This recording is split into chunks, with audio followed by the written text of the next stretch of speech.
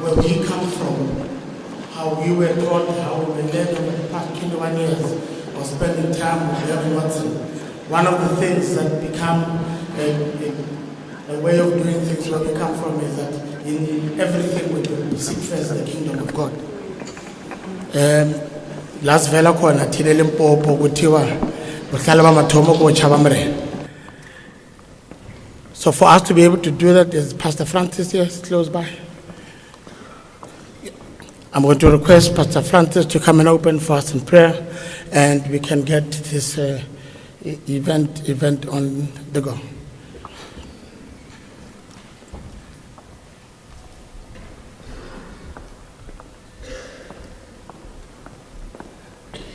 Can I request all of you will stand and pray? Let's pray. Heavenly Father, we thank you today. We bless you for this wonderful day, Lord, that you have brought us together to celebrate our brother. We bless you, O Lord, that we can say at last our brother has gone home. We bless you and we thank you for the presence of your Spirit. And we pray, O God, that your Spirit will lead and direct every program today. In Jesus' name, amen.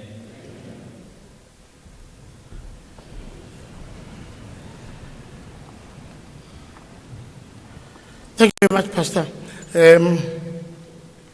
Again, just some quick ground rules for us to be able to make sure that today goes as quickly and as smoothly and as eventful, non-eventful as possible.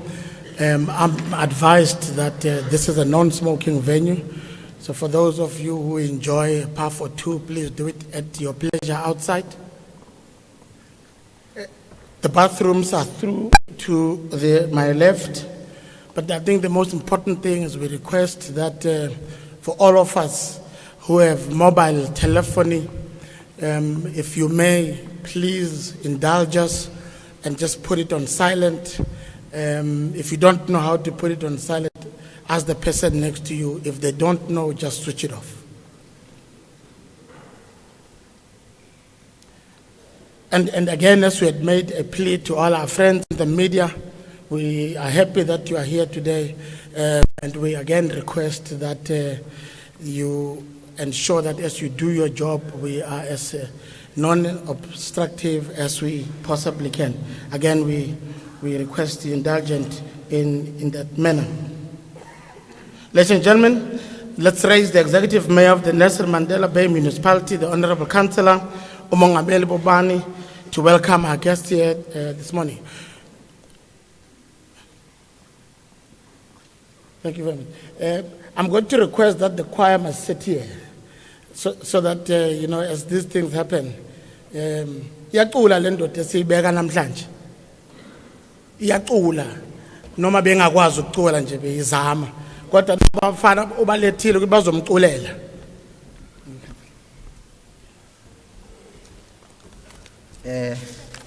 Nami ngiyakwazi ukucula, program director. I can also sing and sing more than him. Thank you very much, program director, to the Watson family, senior politicians that are here, Mr. Watson's colleagues, friends, ladies and gentlemen, I greet you all this morning. Today, program director, a great sign of the Eastern Cape has come home. It is right and fitting that Gavin Watson should be laid to rest here in the Eastern Cape and in the Nelson Mandela Bay Municipality, where he first made his indelible footprints. This massive gathering here speaks volumes about the high regard in which he was held, not in the land of his birth, that is Eastern Cape, but also in the rest of South Africa. On behalf of the Nelson Mandela Bay Municipality, the Mayoral Committee, Council, municipal officials, and the residents of the city, may I extend my sincere condolences to the family of Gavin Watson on his passing. Today, program director, there are many questions and many uncertainties around his passing. But we also have many certainties about his life and legacy. We know that Gavin, his brothers, and the broader family played a remarkable role in the anti-apartheid struggle. They paid a heavy price for their belief that all people and all races are equal, as well as their association with anti-apartheid activists and the ANC. Soon, they began to dominate the headlines, ostracized by white society, vilified, persecuted, and prosecuted. What increased the outrage was that they were white, with farming background, and highly talented rugby players to boot. The anti-apartheid police quickly learned that if you strike the Watson family, you strike a rock. The Watson's family's heroic stance during the liberation struggle will go down in the history of annals. That is sanctity. Another sanctity is that Gavin loved the Lord, and the Lord loved him. Blessing him with many talents, blessing him with a quick mind, blessing him with leadership skills, blessing him a handsome appearance, and blessing him with sport talent. I therefore trust Program Director that in these sad days of mourning, Gavin family will take solace from all he represented and from his many achievements. We salute the remaining Watson brothers for their role in the struggle and for remaining so close over the years. The bond between brothers is precious to his children and grandchildren. Parents live through you. You and your nephews and nieces come from a remarkable stock. The Watson blood flows through your veins. And it's up to you to keep the legacy alive and make South Africa a better place for all its children. Thank you very much, ladies and gentlemen.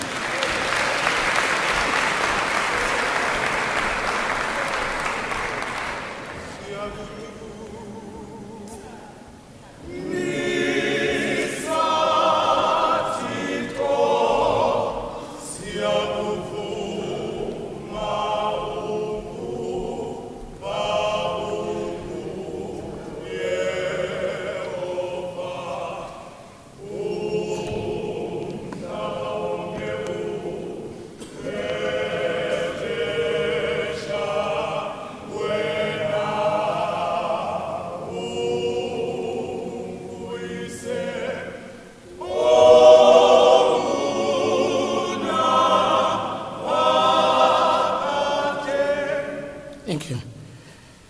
Ladies and gentlemen, Lindsay is Gavin's daughter.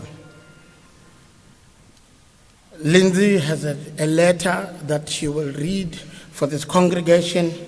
This letter was written to Gavin by his mother in the year 2002.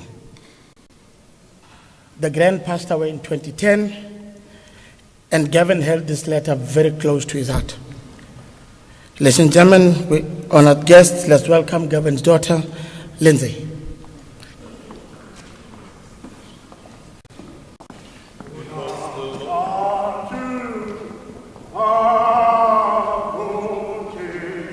That's all.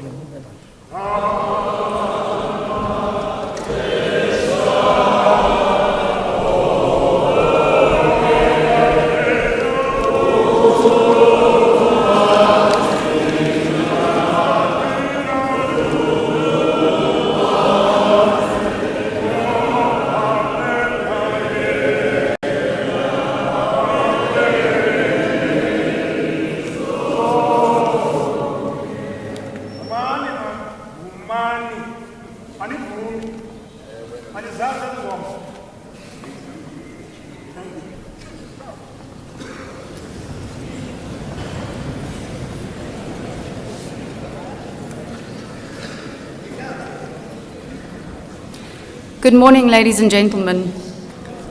My dad cherished this letter and made sure he would be reminded of the love his mother had for him. So he framed it and hung it on the wall in the entrance to his house. I'd like to share it with you today. Dearest Gavin, I truly rejoice in being blessed with a son like you. You truly are a gift from God. I want to thank you very much for all the love and care you so freely lavish upon me and the family. I very much appreciate it all. I can never repay you, but what I do is pray fervently for you that God will let his blessings rain upon you.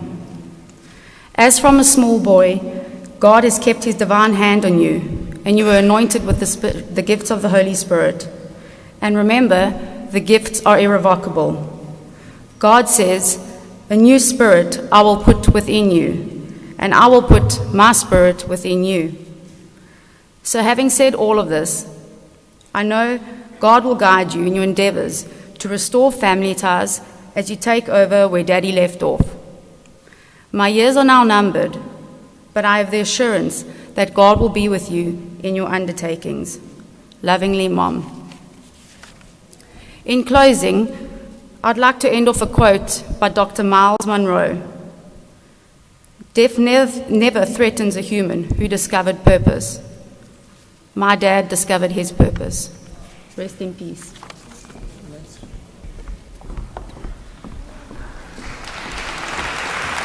Thank you, Lynn.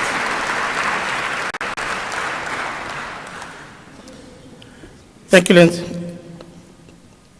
After Lindsay, Gavin has a son. His name is Roth. As he ascends to the stage, Roth is paying tribute and homage to his old man, as he affectionately called Gavin. He comes up the stairs, ladies and gentlemen. Let's welcome Roth to pay homage to his old man.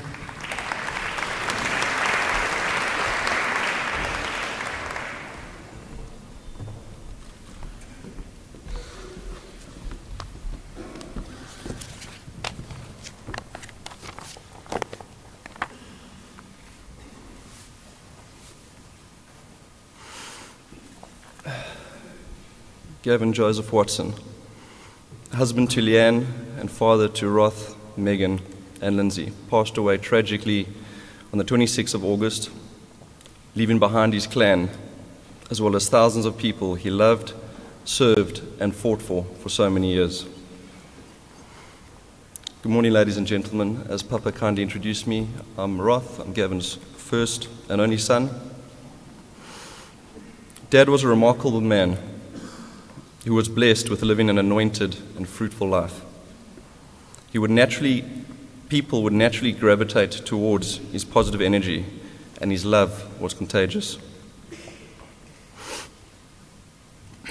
Dad had the natural ability to inspire and motivate people just by being present and waking up every day vibrating, full of kindness.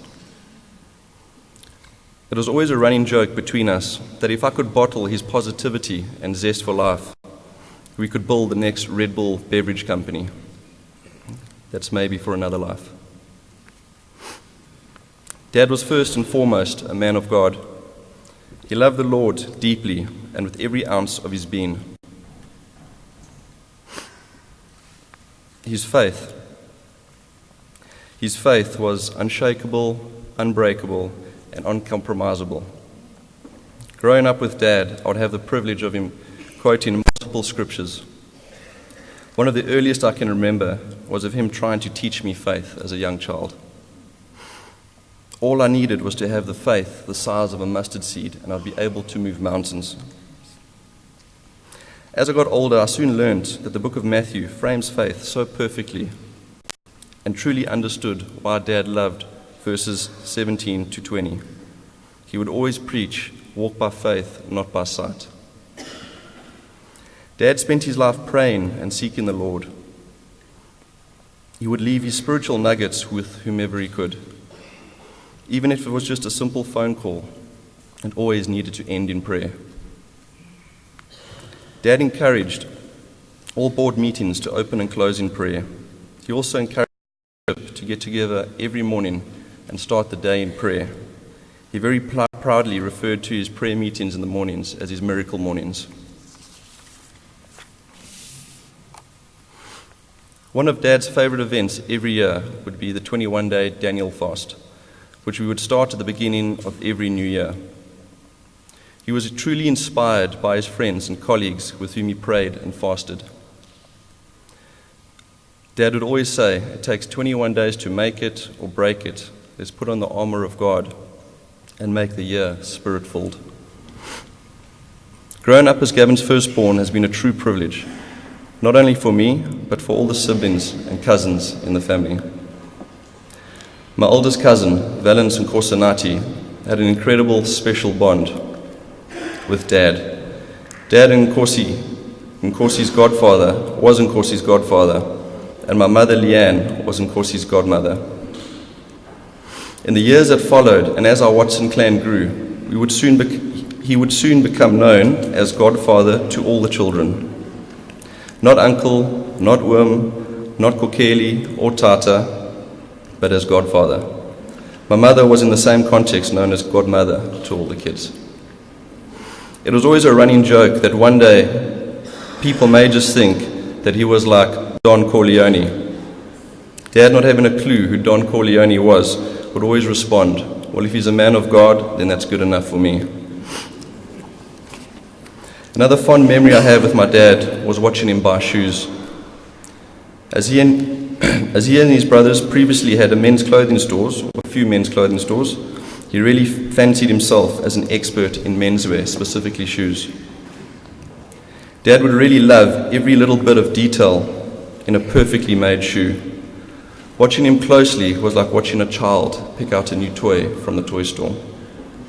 He would gently press the leather between his fingers, count the number of eyelets, debate the length of the shank and the thickness of the sole. He would then turn the shoe upside down and inside out and press the toe to make sure that it had just the right resistance. He would then explain in great detail why this was the perfect shoe and that we both had to buy it. It's not often a son has the opportunity to reflect and prepare two eulogies for my father. As tough as it has been, it's also been incredibly uplifting. I have so many heartfelt stories of Dad from people all over the world.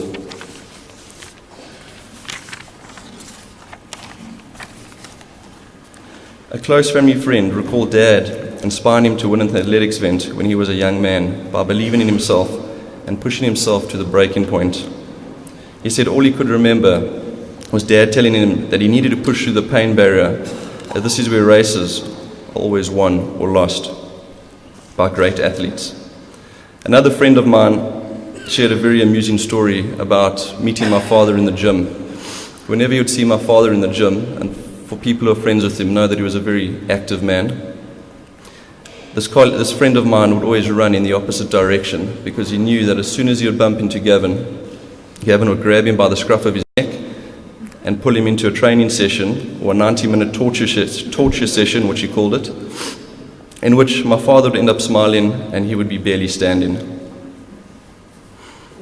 Dad got so much enjoyment in seeing people push themselves beyond their boundaries, develop their mental aptitude, and serve others. He loved watching people grow and develop into their full potential. Dad took personal development so seriously that he started the Watson Corporate University on the Bosasa campus in Johannesburg. Here, employees of the company could further their education by taking courses that were accredited by major universities. The employees would have access to professors on site that could assist in mentoring them through their courses and all their coursework. The corporate university was a huge success and received international awards from the Global Council of Corporate Universities. Dad's happiness. Dad was most happy when he was with his family, particularly the grandchildren. It was always so beautiful to see him lose himself when he was sitting on the couch playing silly games with any one of the grandchildren.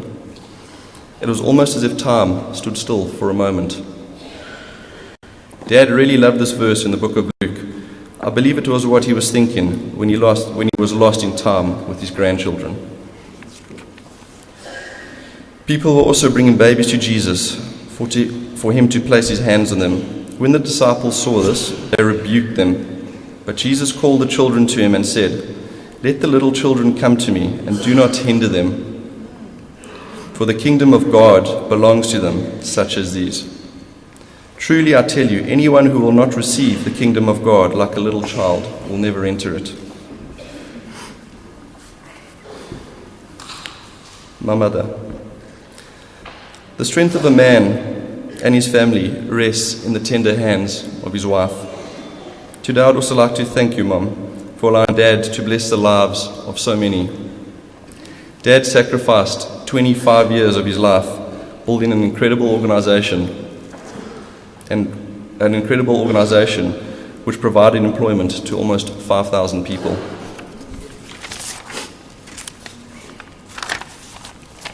Bosasa pioneered every market sector that they worked in and touched the lives of everyone they worked with. Thank you, Mom, for supporting him and being his safe place. Spending time at our family home in P always re-energized him and kept him focused on what is really important in his life, his family. Lastly, to my father's Bosasa family, thank you for loving him, honoring him, and bringing so much joy to his world. The firefighters, the prayer warriors, the A-team, Dad wrote a beautiful story with all of you in it, and he loved you dearly for being a part of it. It has been 40 years since my father first died. I'm not sure if everyone knows this, but 40 years ago there was an attempted assassination on his life. He was stabbed in the chest and he lost 16 pints of blood and almost bled out on the operating table. That was 1979. I believe he was given a second chance and he was reborn to fulfill God's plan for his life, which he did so gracefully. As the Israelites took 40 years to make it to the promised land, so it took Dad 40 years to make it back home to God, his Father. God works in seasons, and as the season with Dad is now ended and a new dawn rises for all of us, it would not be fitting if I did not close the season with a writing from Andrew Murray, which I believe depicts my father. Humility is perfect quietness of heart. It is to expect nothing, to wonder at nothing that is done to me, to feel nothing that is done against me. It is to be at rest when nobody praises me or when I am despised. It is to have a blessed home in the Lord, where I can go and shut the door and kneel to my Father in secret. And I am at peace in a deep sea of calmness when all around and above is in trouble. Rest in peace, Dad.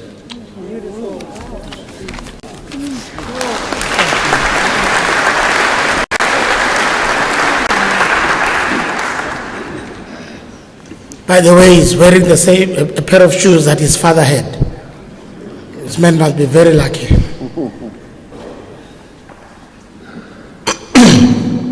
Ladies and gentlemen, Mr. Joe Kumete, where is he? Where's Joe? Right. Joe is the chairman of what is now called African Global.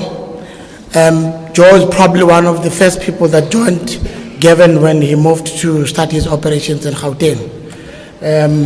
He comes here representing the men and women, some of them in this congregation today. You see they're wearing the same blue that Gavin created. This is the same blue that Gavin wore, the same blue that you would find that the staff at the airport wore, the same blue that you would find staff at the correctional services wore, the same blue that you would find at some of our youth facilities. This was the CEO who could wear any suit he wanted, and yet he chose to wear the same blue that a security guard would wear. Joe Kumet.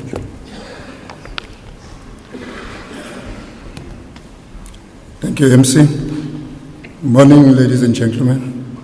As the MC was introducing me, I'm Joe Kumede, part of the leadership, African Global, and I have been tasked to say a few words on behalf of the African Global family.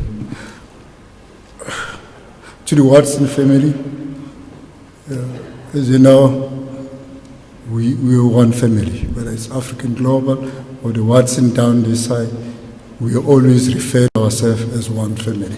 And for us to come in here to really send Gavin to his last resting place, we just want to send our condolences to each and every one of you. And also, I think the most important thing is that, you know, the sacrifice of the family, as Roth has said, for 25 years, their dad was up in Joburg. And during those times, you know, Gavin, the first time he was starting up, we didn't have time even to, you know, to come down every week. He was coming down every second month for the simple reason that we were running around trying to build up an organization that Roth referred to at one stage, employing over 5,000-6,000 staff members. And if you know that as a result of that, there's so many dependents that were really part of the whole family. I first got to know Gavin early 1995. He came down with his team to the mine I was working at in Etivenda in Mpumalanga. They had to come and do a presentation to management in the union, because at that time, then Diambo, they were busy in the mine hostels doing catering, and our mine was not outsourced, and it was one of the mines they were looking at to have it outsourced. So that time I was working as an RR officer, and by default I was invited to a meeting to interpret for management, because management was also part of that presentation. So when this team came from Diambo, Gavin was doing the presentation, and I expected him, you know, do it in English and I interpret. And to my surprise, he hit the whole presentation in Xhosa. And I think that's when I realized this is a different character. I mean, it was way back in 1995. And I mean, in the mines, those of us who have been exposed in that environment, is that, you know, the closest one can get to a black language is Fanagalo. And I mean, here was a guy who hit the whole presentation, and management were very annoyed because they thought that he was just taking a dig at them. And from there on, I remember the consequence. I'll just tell you a short story. Consequences of that, after the meeting, the union said, look, we want these guys to change life of our people, cater for them, and management didn't want to budge. And as a result of that, a week after that, the staff, they had to sit down under the mine, underground. And management tried, coerced the branch, go speak to the people. The guy said, no, we are not coming out until you agree that they have outsourced to these guys. And management didn't understand. They said, but why these guys in particular? And they said, look, go and see their operation. Management and the union and some of the staff went up to where I think it was Durban Rudeport Deep. We went to see where Diambo was operating. And this when I realized that, you know, what he was saying was not just a PR exercise. He was really changing the life of the people. Because his motto then was that the only decent thing a miner can get is a decent plate of food. Be it breakfast, be it lunch, be it supper. And that was Gavin. And after that, management still didn't want to. Then the employees had to sit down. They had to call him all the way from Joburg to go underground, persuade the people to come out. That was Gavin. And I think from there on, I realized it was 95, 96. He invited me to come and join the team, and the rest is history. We've been together since then. But I think for me, the most important thing, and all the staff at African Global and Bosasa knows, that, you know, Gavin was the type of a person that believed in teamwork. That's the first thing. He believed in training and development. For him, it wasn't just a story or a PR or one of those things where people get points just because they are doing training and development. He lived it. He believed in true empowerment, because every time there was an opportunity, he will not just choose one or two people. He will choose a team to go out and go and be developed. I think one of his passions was technology. He was always fascinated with technology. That's why I think most of the time when we started, we focused on the mines. After 10 years, we changed our direction, look at new opportunities. Even there, we had to go out different places, different destinations in the world, look for technology, bring it into the country. We pioneered that and all of that. That's why most of the time our company was at the cutting edge. I think for me also, beside all of that, the most touching thing is that because in our early years, Gavin realized that we didn't have enough time running around, even going to church, because those years we're doing presentation left, right, and center. And that's when he started with the prayer meeting to say, look, in all our quest to build the material side, we also need to make sure that our spiritual side is catered for. That's why he started that. And that was open to everybody, not just us as leadership and all of that. Each and every one of our staff members were welcomed, from a cleaner and all of that. That was the man that did not allow the rules to confine him into one box. Never. Gavin always, if you look at his unconventional way of doing things, when he first came to the organization, he didn't want titles. He said, you know what, titles confine people to certain things. He didn't want that. He didn't want offices. He said, look, I believe in open play, because people hide behind offices. That's why he never even had an office. He only had his cell phone, and he moved around the block. That was him. And people were surprised. How come a CEO not to have the biggest office in the block and all of it? But he decided to look, for me to know what is going on in the organization, I'll be able to sit wherever. And that was Gavin. And I think all of us really, by his passing, we are really saddened. Because end of the day, I think there's a lot of things that he taught us. I think for me and for the rest of the team, they know that one of those things that Gavin never allowed himself to be attached to the things of this world. That's why for him, material things didn't matter. Even the cars that he was driving, most of the time, all what he wanted was a key. Whether he's driving a Volkswagen or whatever, most of the time, I've got a passion for cars. So most of the time, we used to go order a vehicle for him. The only time you'll see it when is brought in, and you'll be annoyed because you say, but why all of this? I just need 4 wheels to move around, just a safe car, that's it. So it's not like he was not attached to a brand, he was not attached to anything, and so on. And I think the other thing Papa mentioned was the issue of a uniform. From day one, he said, guys, for us to be one team, you can't have Kaiser Chiefs out in the field different set of a kit. Everybody need to look at the same, whether you're a senior guy, whether you're a junior guy, and that has stuck with us. As you can see, the team around here, everybody is looking the same. And I think that was the man who built an identity for each and every one of us. I think with his passing, in closing, I will say that we, on our side, we have lost a leader, as we called him Kokeli by default. Because he was always a leader. He used to tell us to say, look, I will not ask you to do what I can't do. That was his motto. So meaning that if he had to do a presentation, he will do it himself and then ask you to do that. If he had to drive around, check on unit or wherever, he will do that himself first. So he was the type of a person who was not lazy, hardworking. The sacrifice that he made for himself to be out there for 25 years without his family. I only got to know the family maybe 15 years after that. But that was Gavin. He did not allow his family just to be there because he said, I don't want to impose my family on the rest of you guys.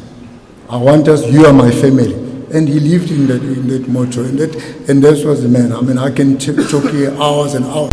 That was the man. He just made us to feel that, look, there were opportunities. I think the thing that we miss with Gavin was the fact that, he was always smiling. For him, I came from an environment, I think, where on the minds, there was no smiles. People, just do a job and that's it. But when I came into this environment, Gavin always had a smile on his face. Even when he was angry, the next day is forgotten. Some of you guys will know how many times will Gavin say, fire that guy. Fire the guy, the next day is forgotten. The guy is back at work. He'll be one phoning you and say, hey, re-employ the guy. So, but Gavin, you said he must be fired. You can't do that because then we're breaking the rules. Say, I don't care. Bring the guy back. That was Gavin. He always forgiving, always forgetting, the past. He was always, I think that's why I think most of the people don't even know what Bosasa stands for. It means future. Because he was always looking at the future. He never looked at the past. And I think for me, that's the most important thing, is that even with all these episodes and all of that, and I think in closing, I will just say, what pains me personally is that even for his belief in God, people vilify him for that. They make a part of a joke. I mean, the fact that he led a lot of people into the Lord, people just take it as a joke. But he made it his passion.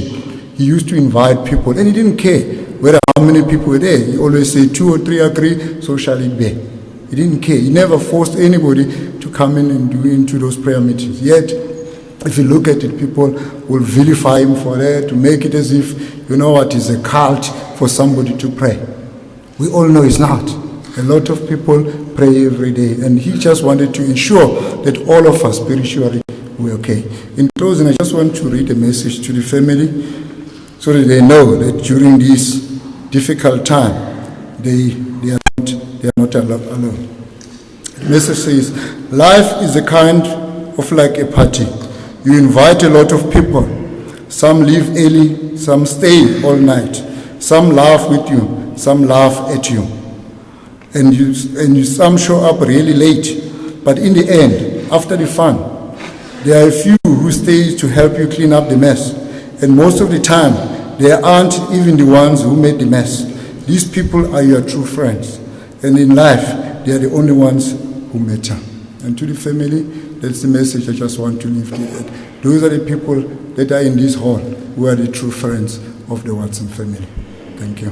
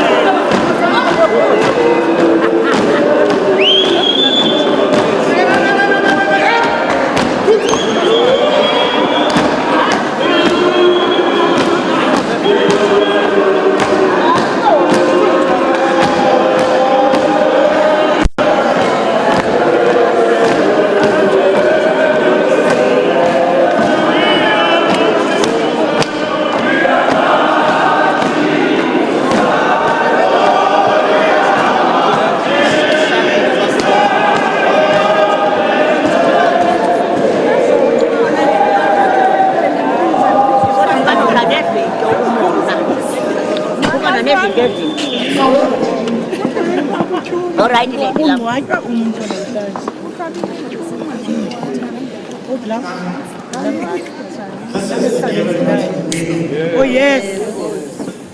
This is the Gavin Watson. Oh yes. When people were saying, these guys have been singing Mntu kaThixo bengenawuphila kula mamenemene.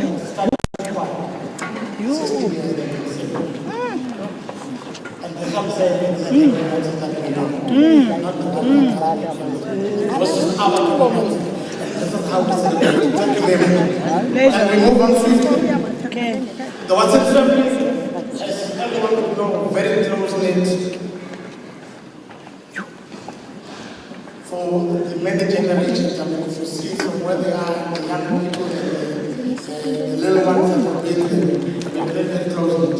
One of the brothers, Valance, is coming to speak on behalf of Mr. Gentlemen. Let's welcome Brother.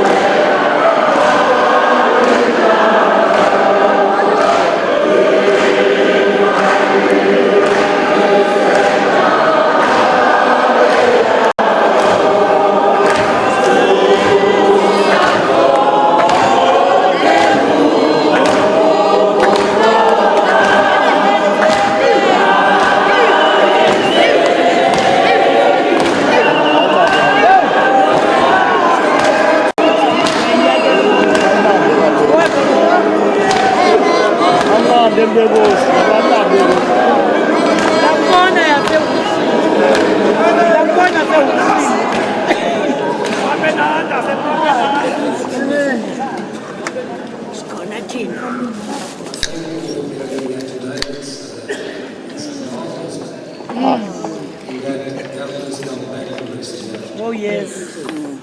And I have to do in my race here, because I choose out to John up on my it's an emotional. It's unconscious.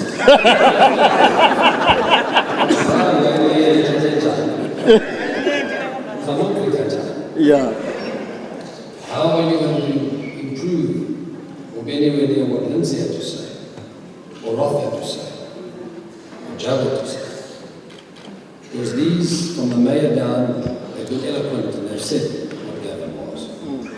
So Archie would say, well, I'm messing it up. And then again, my address here today has gone out the window when I heard there was a big man coming. A man with a big heart, and he's a big leader. And we've worked in his structures for many years. If I go on too long, he'll pull me aside afterwards and say, don't you know I've been your leader for many years, not just today or yesterday. Give me more time to speak and to tell people of what this country is about. So I'll be as brief as I possibly can. We all know who Gavin was. We've had so many calls from people across the country that would like to speak. And unfortunately, people that know the Watsons will see even the way the program works. Joe Gumad is ahead of me. But I'm Gavin's younger brother. Shouldn't I be the head of Joe? But you see, the Bosasa family was very close to Gavin's heart. So you fitted in where he would have wanted you to fit in. The Bosasa board and the Bosasa people were close to Gavin's heart. And when Tandi, all 4'8" of Tandi, weighing 40k, said to me in Johannesburg, she said, Valence, but understand, we knew Nkokeli better than you did, because he spent a lot more time with us over the last 20 years. So in many ways, the programs were dictated to by people that know him better than I have over the last 20 years. So when I had a call from Senior and they wanted to have the program go a certain way, I said, well, these are Buza, Uli, and Utringandoni Galento. What I join up a mavali man, I see training don't go. So Kalela get in his our own. Who I get Oza Kaluli and Sitini Gatina, window them close. Susta Wuli and go.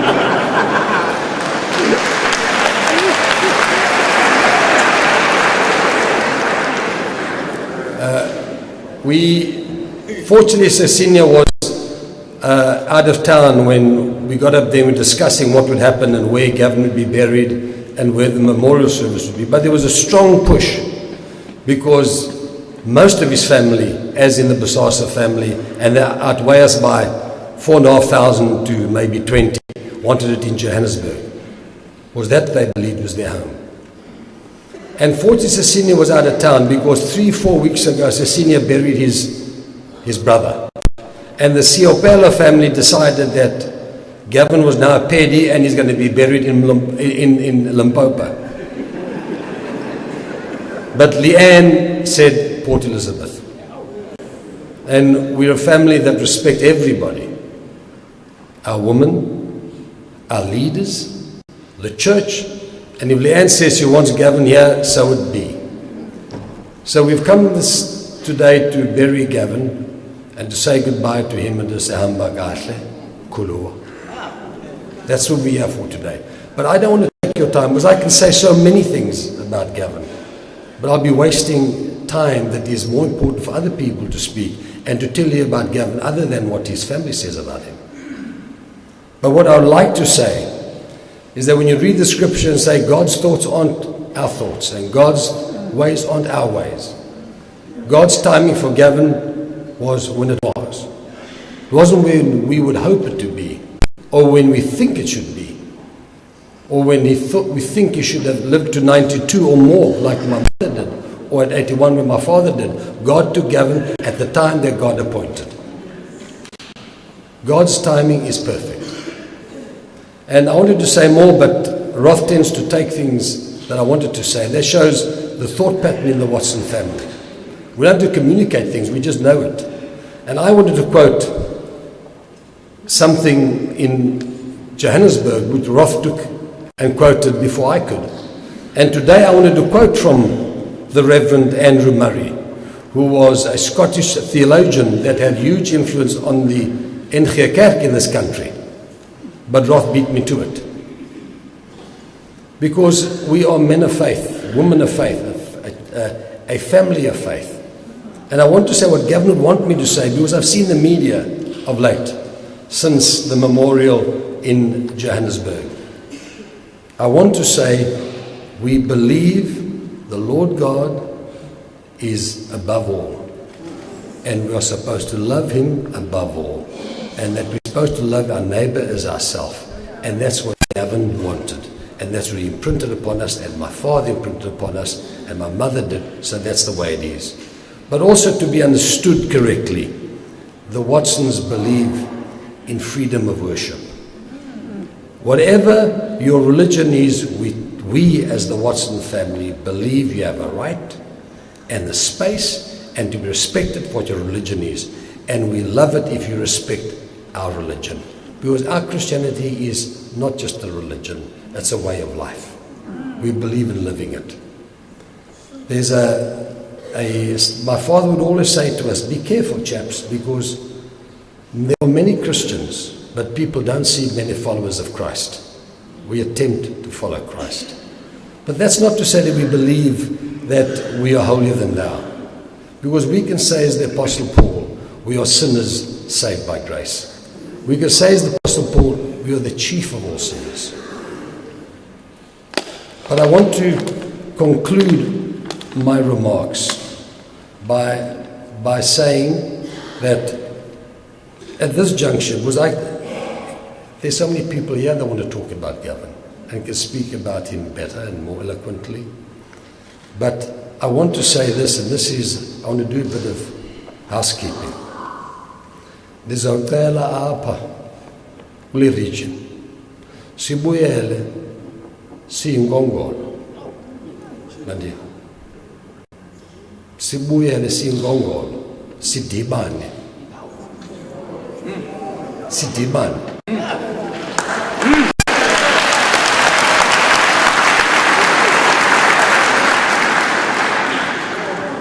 Zintloni, inkongolo ingaphathi apha. Njani?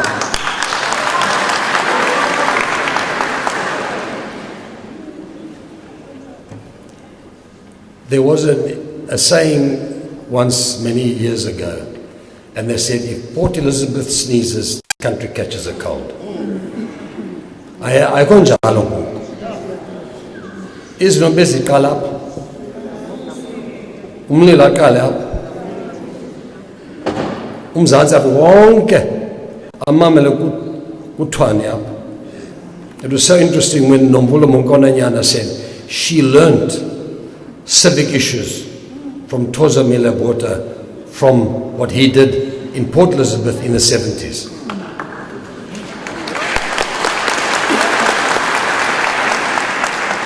Ndiyacela maqabane inkongolo mayibuyele kulaa ndawo.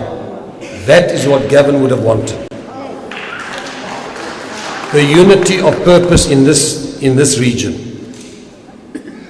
We cannot be divided. What Gavin would have wanted is that Port Elizabeth, the Eastern Cape, and of course the whole country, gets to economic growth and that all people have a job.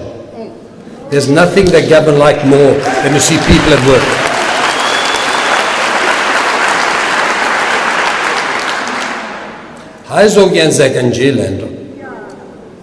There was a saying sung in the 70s.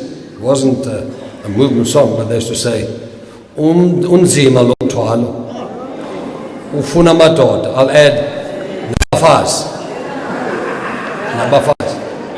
But it needs us as leaders. Yeah, we're all leaders here. We're a non-racial organization. We're a non-racial family, as the Watsons. We believe in the quality of people.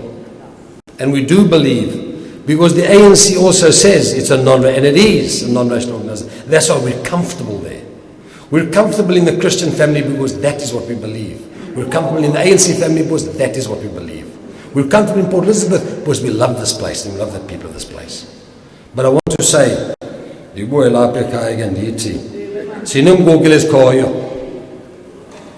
my mother, of course, wrote to Gavin and said her time is up. It wasn't up because she lived another 8 or so years after that. But many of us, I'm 67, Gavin's gone at 71, our great leader sitting here, he's 10 years older than me. It doesn't look like he's 10 years older, but he is, believe me. But there's the young crowd coming up, the young lions. I want this city, this region, this province, and I'm saying that's what Gavin wants, to show the lead and let the organization that we work for and the Christian community that I work with to say, let us build a better South Africa. And we have leaders that can do that. And the young leaders are here, I've met them, I've been very impressed with them. So I'm saying to you, Ingongol mabula kulanda abikuyo.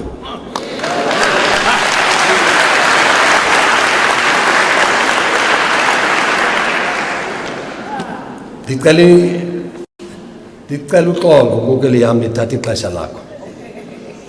Unganditshizi xa ndigqibe apha. But I want to say, and it can be said in no better way, Hamba kahle mkhuluwa wam, hamba kahle.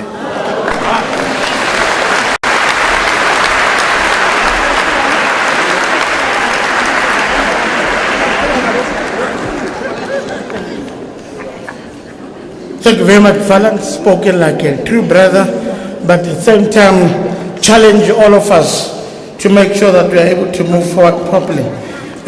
In every family, interestingly, in every family, you'll always find that there is that one that ends up becoming a brother, becomes the sixth and the seventh and the eighth.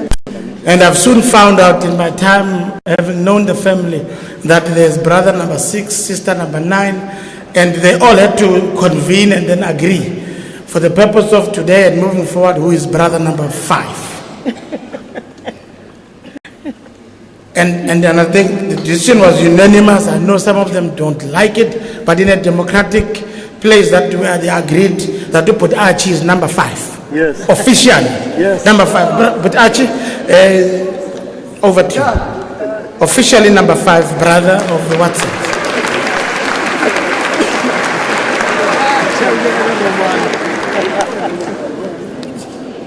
Simbize kake sethu ubhuti mfundisi Archie.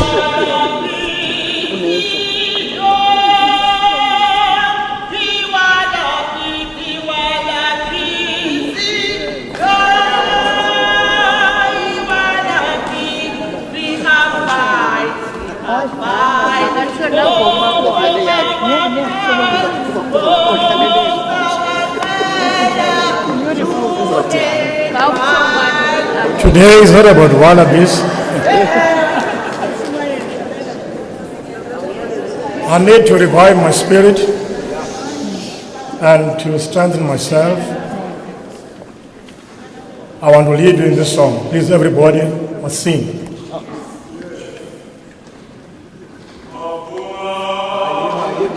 Ima, Ima, Ima.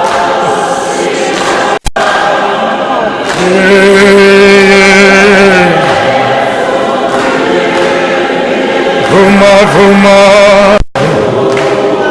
vuma, vuma, Oceante,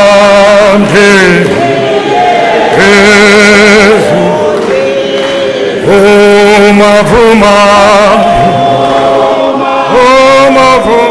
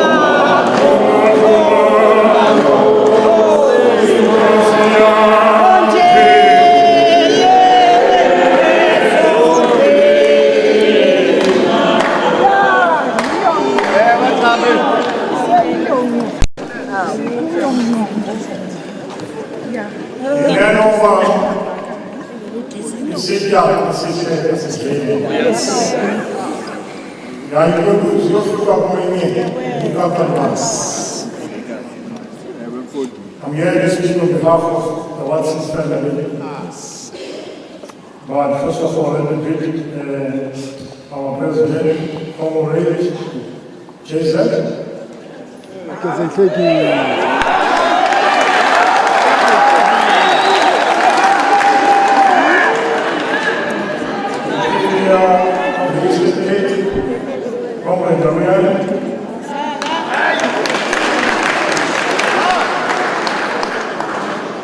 Charles, and all the other people that are here today, I greet you all in the house of God, of course, in the name of Lord Jesus Christ, the Almighty God. Amen. This is my family.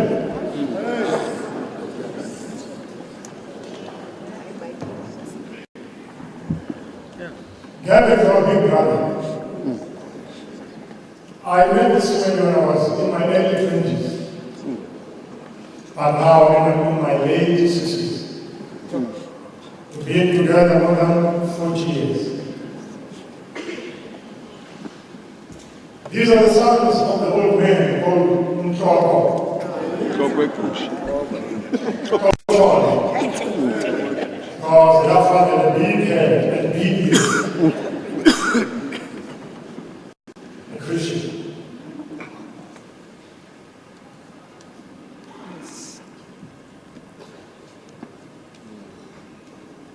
Gavin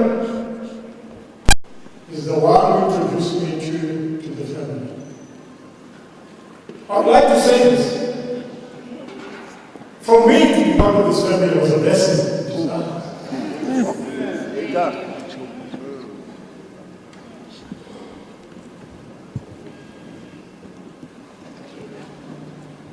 I wanted to pray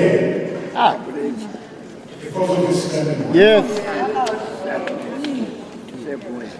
If you touch me, you touch me. Yes. It was these and my brothers. It's Gavin, Joseph, Watson, Ronald, James Watson, Valence Michael, Thompson Watson, and Brian John Watson. He's the youngest of the brothers, and the elder sister, Sharon, was married to Mr. Tom. When I met them, these kids, they were not there. These guys were bachelors. They never had one. I had to do something for them once.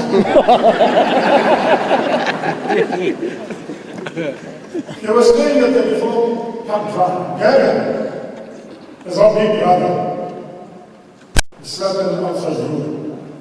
Chichi in the room, Tom and Gavin and Valence and Ronnie. Our rooms side of the house.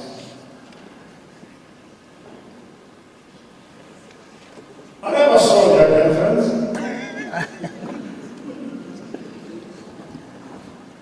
because they were very secretive.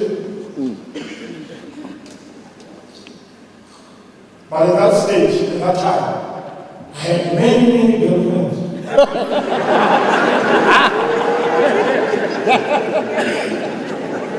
You know, they used to call me in order. Because this is a Christian family. If you know how their father, their mother was called Bobi. People from Addis Day used to call it Unondwango. Those were my parents. Valence, one day, he says to me, I must accompany him, he's going to a certain house here at Cape Road. I said, what are you going to do there, Valence? He said, no, man. There's a lady there I want to speak to.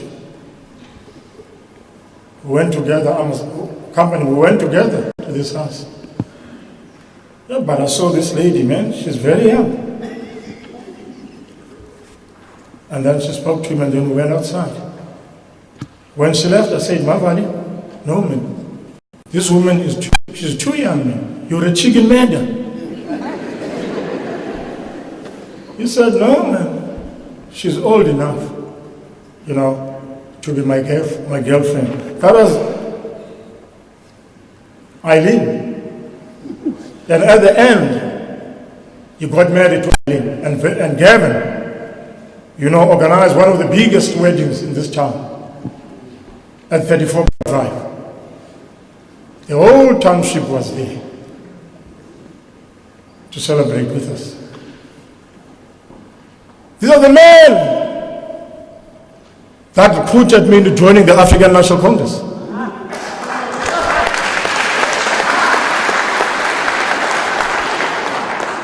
I was Umnyamana,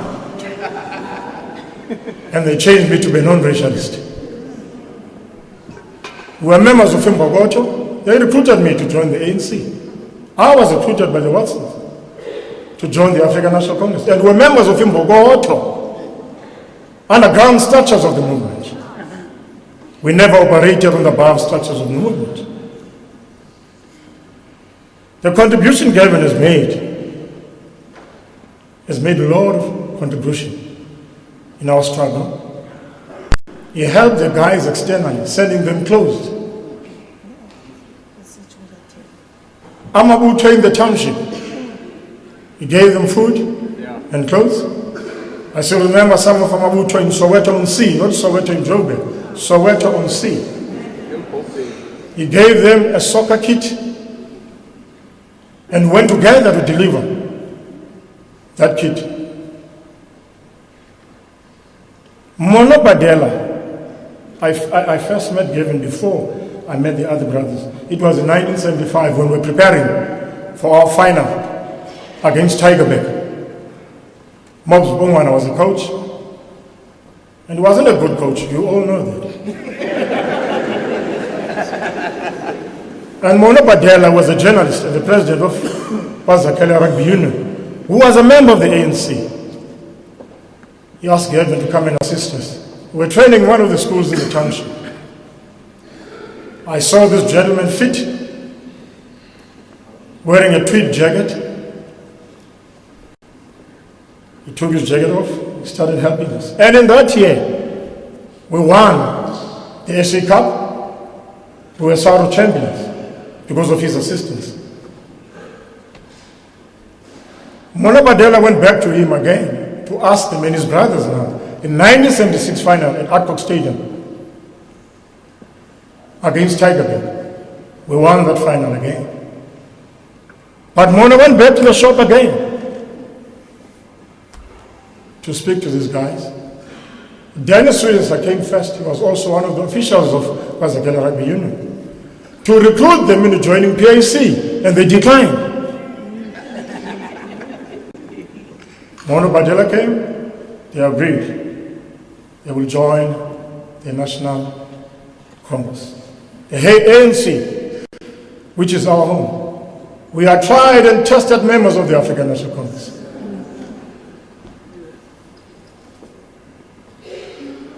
We love ANC, Valence is right. That is our home. That is our movement. Yes.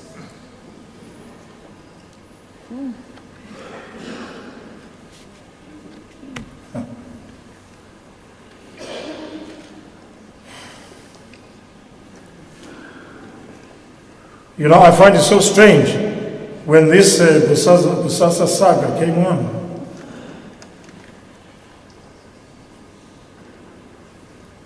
They were portraying our brother as a criminal and as a thief. Gavin has got a good heart.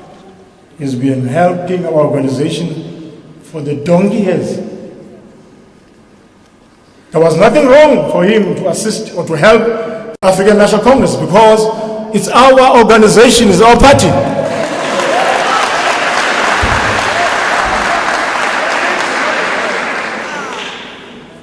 He's been doing that for years. Because even the other political parties, they've got their funders who are supporting them financially. So what is wrong for Gavin to support the African National Congress? That he is political party, and that's his home, and it's our home. 19th of October, the people know the story. I'm not going to go deep into that. When their house was bombed, they were out of town. And they asked me and Jeff to just go around the house and check if everything is in order. And that evening I was from the church wearing my suit.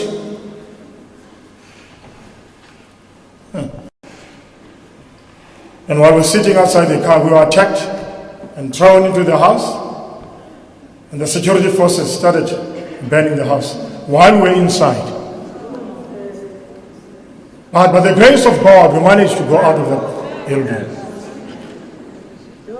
I had 45% third degree burns. Some people called me by names. They said I'm a Kentucky. Some said I'm Mr. Rooster. Some said my ears are like Bob Rogers. Because they were after the Watsons. I was in hospital for, I would say, 6 weeks. Ronnie, the soldier, Gavin has been so far, and Valence and Chibi, they were scared because I was in a terrible state. But Ronnie was there almost every day, looking after me.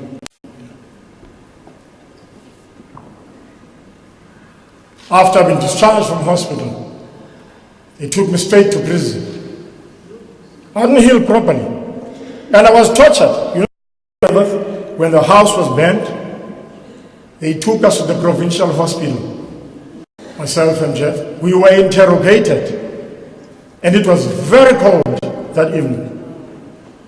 Imagine people with third degree burns, 45%, getting interrogated by the security forces. They claimed that we burned the house because the Watsons wanted to claim the insurance. All that junk. That was a false story. Then I was sent to prison. They were also. I was sent to Swartco's police station. I stayed there for some months. Then I was referred to Port Alfred, next to Port Alfred police station there. And they were at Royal. The only man who was outside was Gavin, looking after the family, trying to assist the family, and us while we were still in the jail. You know Nivote, the late Nivote, and Roth, very notorious security police of this area. He came to me several times trying to beg me to be an informer, offering me money to sell my brothers. I never sold them. Like many of you may be sitting here, there are people that have sold in Australia.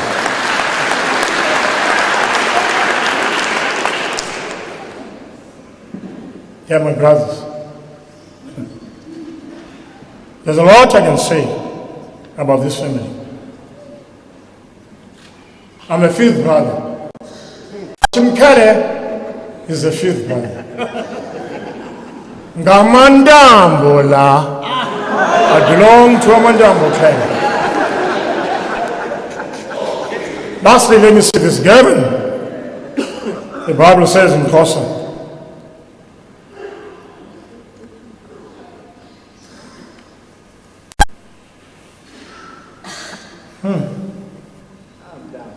umzamamhle uzami ugqatso ulufezi ukholo ulugcinile ekugqibeleni ulindwe sisithaba sobubi esilindwe ngabo bonke abantu abakholwayo sizawuhlangana kwelo khaya njengabantu abakholwayo abanelizwi likaThixo. Siyabhiliva ukuthi emveni kwendonga zokufa, emveni komfula wamangcwaba, likhona ithemba. Rest in peace, my brother, until we meet again.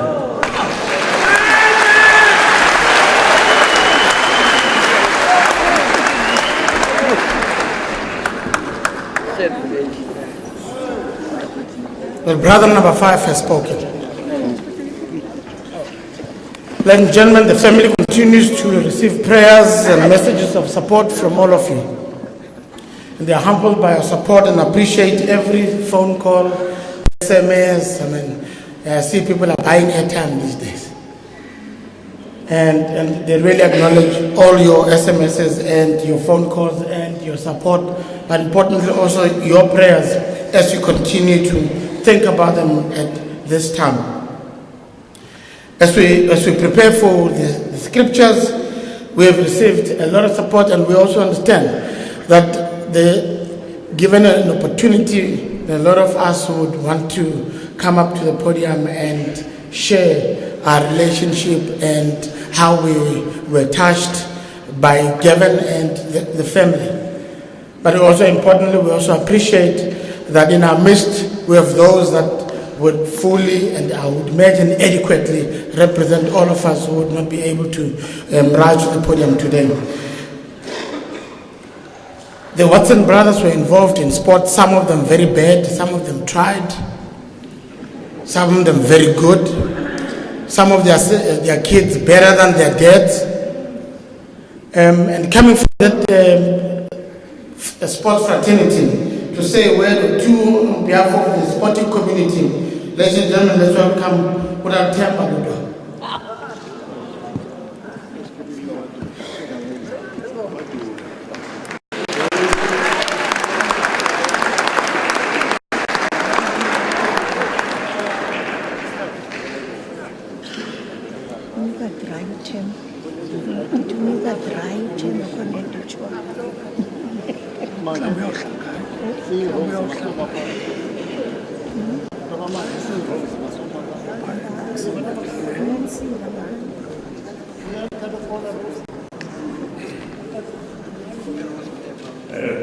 Thank you, Program Director.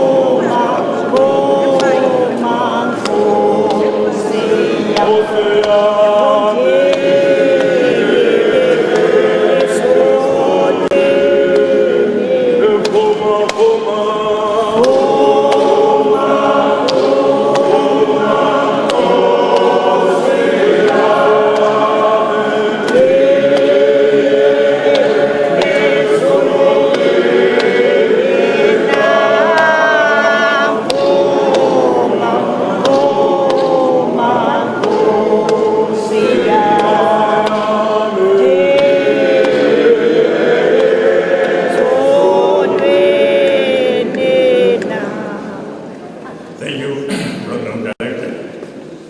Let me greet the Watson brothers, Watson family, and everybody inside with Jesus' name. Amen. Amen.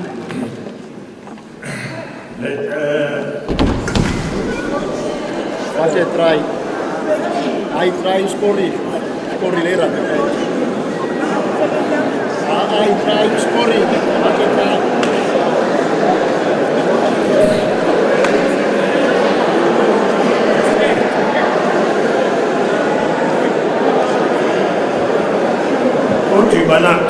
Untimana kwetu ne family yabawazi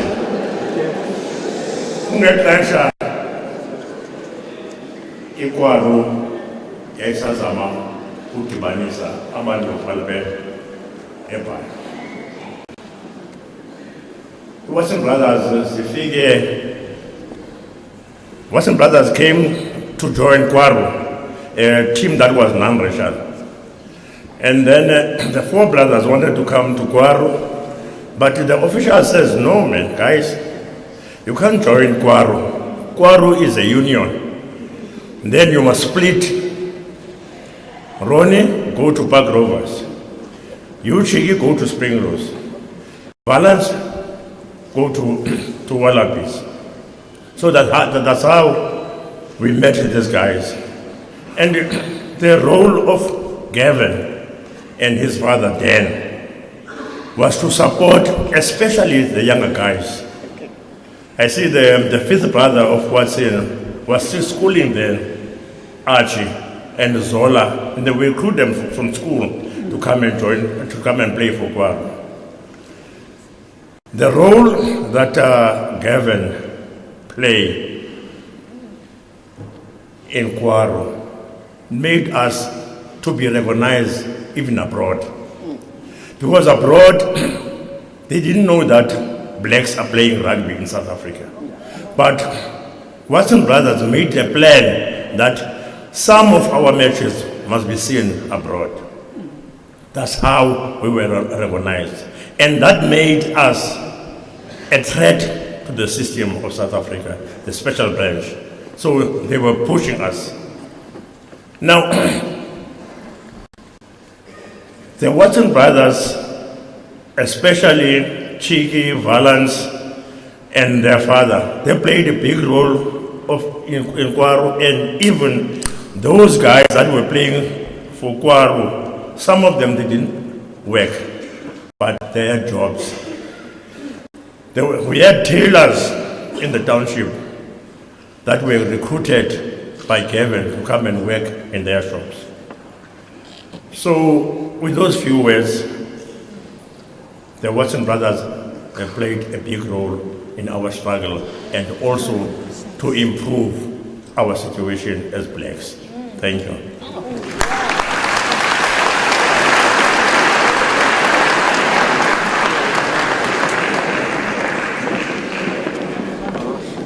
UDF unites, apartheid divides. UDF unites, apartheid divides. UDF unites, apartheid divides. Freedom! Freedom! In our lifetime! In our lifetime! Sila Panje! Sila Panje! Sise Mashati! Sila Panje! Sise Mashati! Amapota! Elilis Vinokokobe! Elilis Vinamandabanya! Elilis Vinokokobe! Zabala Elilis Vinamandabanya! Elilis Vinamandabanya! Zabala Elilis Vinamandabanya! Zabala Elilis Vinokokobe! Zabala Elilis Vinamandabanya! Zabala Elilis Zabala Elilis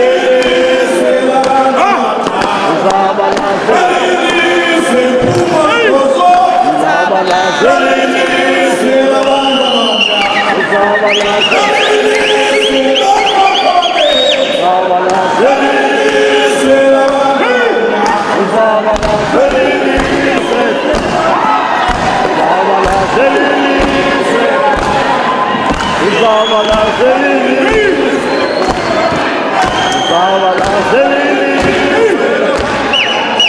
Zabala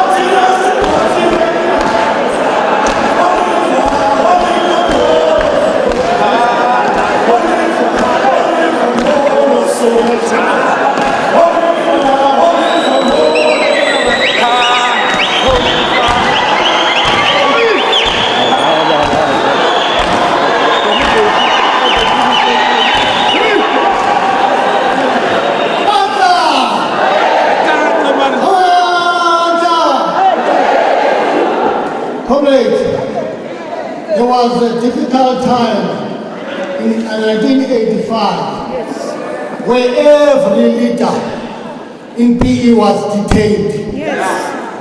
The only people that were remaining behind was a team called the Amabut, the army of the ANC in the locations. Lovely good lady. Asilale makaya, sasilale shaka, asilale makaya, sasilale shaka.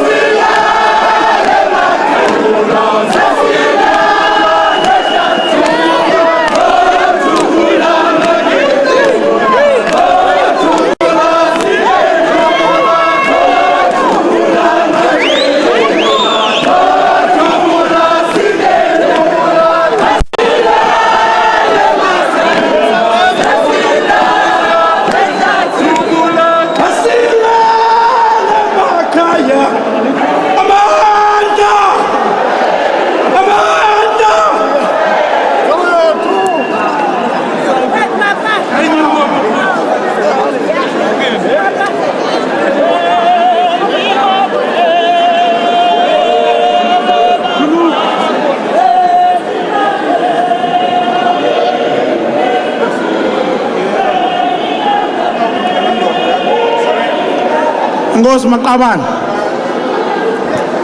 Don't fall like that guy. I'm gonna fall into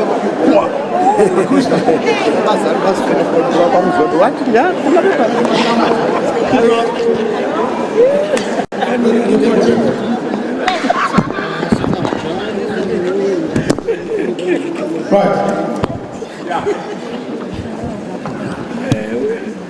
The next message of support, I'm told, that there are generations and generations from Akabana. And they again went in a unanimous decision to be represented by Okusta. As we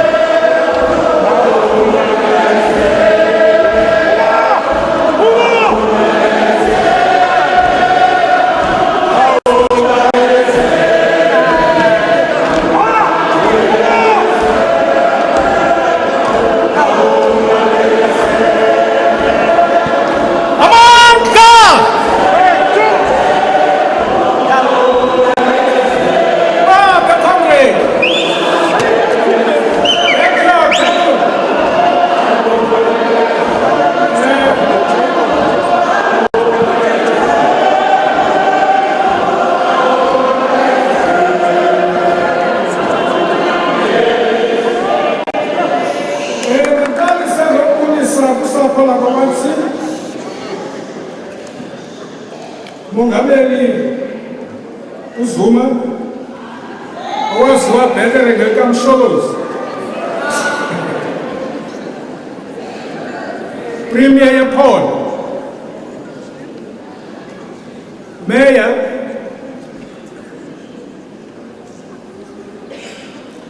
all the senior leaders of the ANC that are here, citizens of the Nelson Mandela Bay, and all the people who are coming from all corners of the land. I want to start by saying this. There's toss. Chimkele, lo banga unyana wesihlanu wekhaya. Chimkele who claims that is a fifth son. On the day of the funeral of the mother of this family, 2011, Havelock Church, Methodist Church, wacela umfundisi Brian Bird okokuba enze umthandazo wokuqhubeka phambi kokuba lo mama yobekwa kwindawo ayolala kuyo.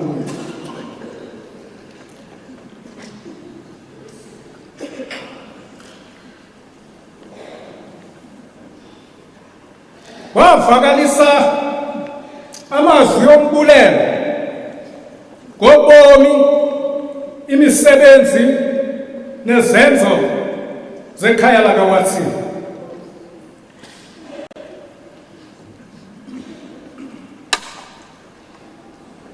Wathi xa ethetha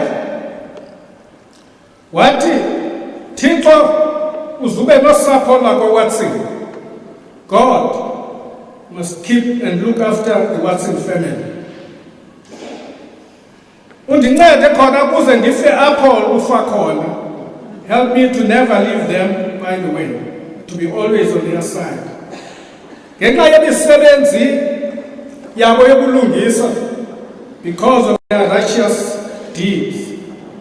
Nenceba engenambaliso kubantu abaninzi.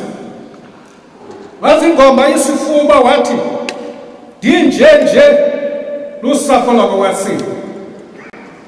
Anaka amadoda yelapha equka mna lo ukuya kumkhawula umntambo kuba esithi uwathethele. Eyona nto ebalekile kwintetho kamntambo yintoba is this thing called ukuba nombulelo. And for those who were not there, it's just that bendibhalile but ngeqondo manzi ungayifundi ngosikayithetha ndibone ngokwenu. That is what a human being should do. wakwenzelwa izinto ezihle ngabantu. And that is the very reason that I think all those who were in the struggle with me, or I was in the struggle with them, said I must come here and express to the world our gratitude to the Watson family for what they have done. In some cases, not for any one of us, but for many that we know. They were constructing a society that was broken, or that was being broken. When he spoke, I came to the conclusion that says, in isiXhosa again, nasi siphiwo sontu onombulelo sizwendini sabowethu. I am asked to speak on behalf of all the activists to reflect on the life of Gavin during the violent turmoil of the 1970s and 1990s. I am fortunate that I have known this family for more than a quarter of a century. It sounds big, but it's 25 years. I knew him at the same time as everyone else here. And you know, I think nabani, we knew them. With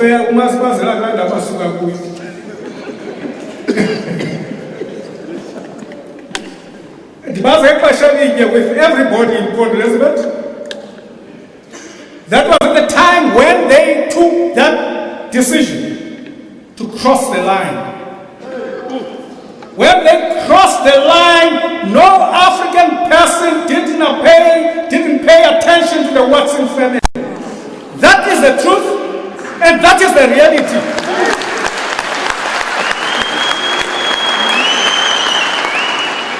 Today, we see the Gavin we admired.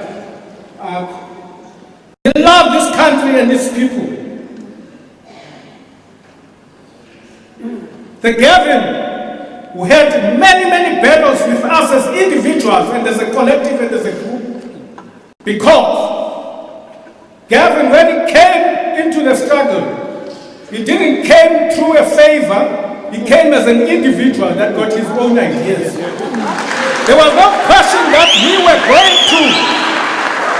There was no question that we were going to bully him because we are white. You can't say this.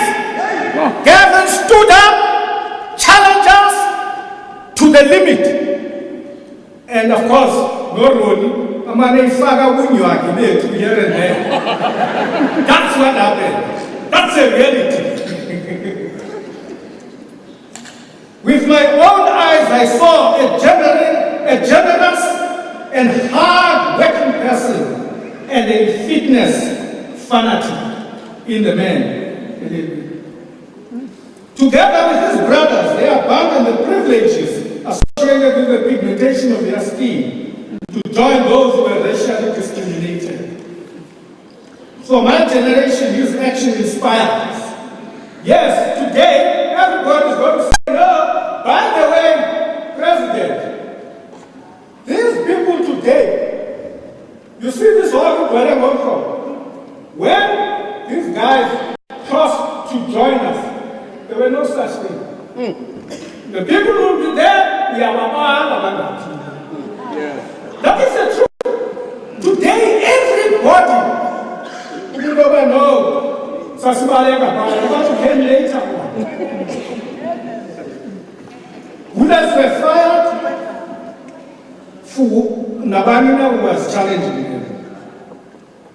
I saw them as rugby players that openly defied the country's racial laws. For those who do not know, when the Watson brothers went to play in the townships, V.J. Foster was the Prime Minister of South Africa. He was in charge of the country. The country was solid. You couldn't walk at any place where you are not supposed to be and not be picked up within 10 minutes. Their brave stand fascinated both enemies and friends. Gavin Watson's role in the struggle for social justice, economic equality and freedom for all is there for everyone to see.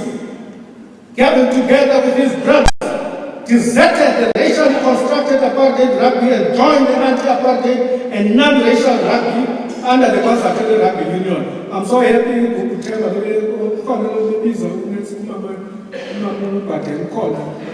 yes, there was no way she couldn't come. But there was one. It was Badela Seko. The person that we were told went to recruit the Watsons to join the team. These people, they never saw color. They were brought up to reject racism in all its various manifestations. Nobody, whatever color, we know the sympathizers of the Watson will see through it is racism and they will reject it. And the good news is this. They have passed that to their children. I know it. As in 13, I talk about something I know. They attended my wedding. They respect the cultural diversity of this country. They understood. Don't worry, the Watson are happy with what is happening. Because we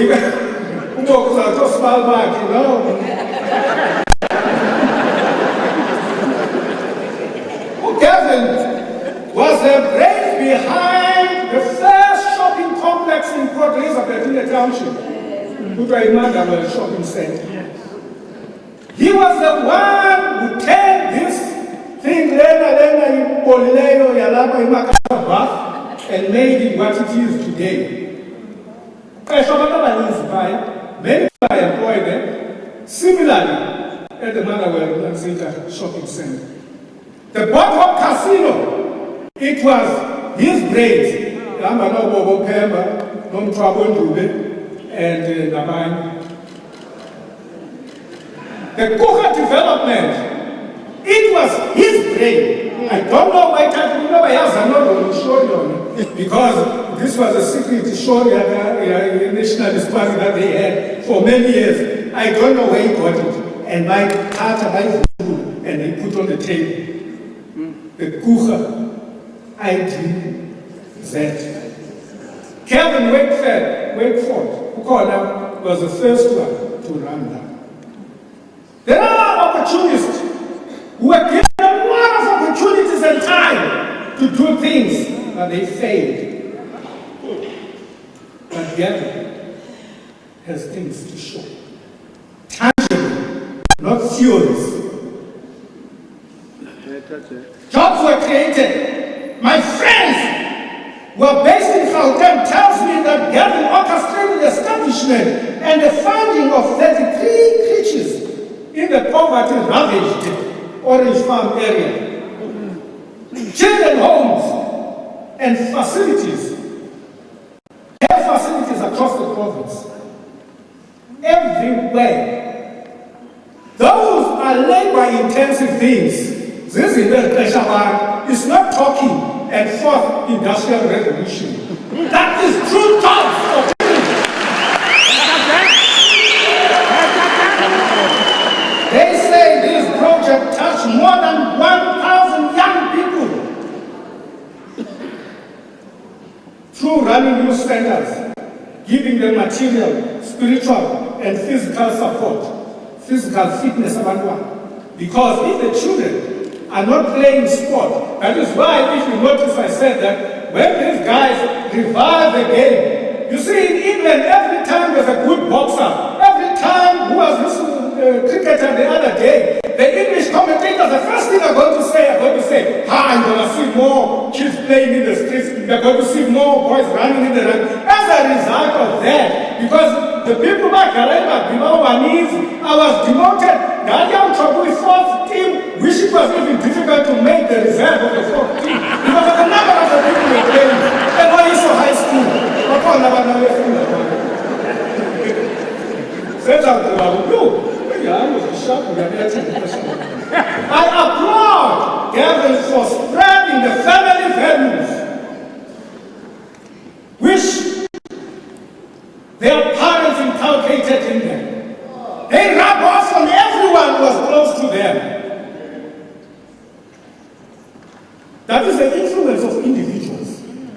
uzibadelele abantu because uthi hayi umuntu oyi-one.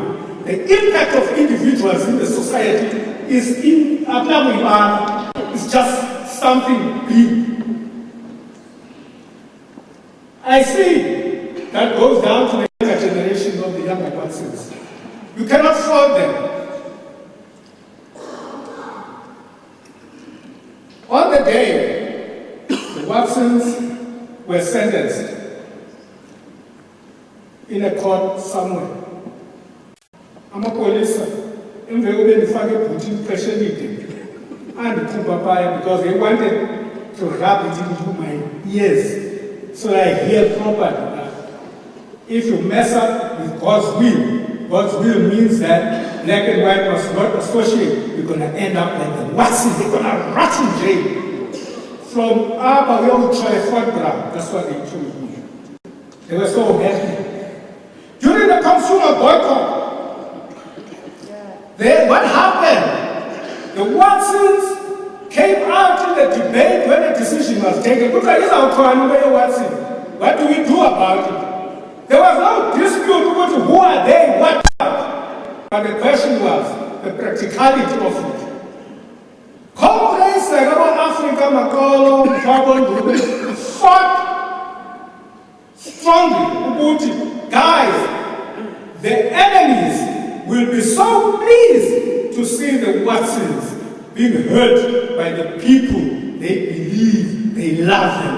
Actually, they are going to know you don't love them. All right? That is the reality. But what was that issue? That issue, it was a political decision in the strategy. And the strategy that was taken was that Lenin was so what is up because some other people will do that. And that view was clearly true. Despite that, the Watsons never turned their backs on the struggle and their mission. They continue to support. As a result, many of the Congress who were left outside jail were still being taken all over the country and hidden by the very Watsons when their business was being boycotted.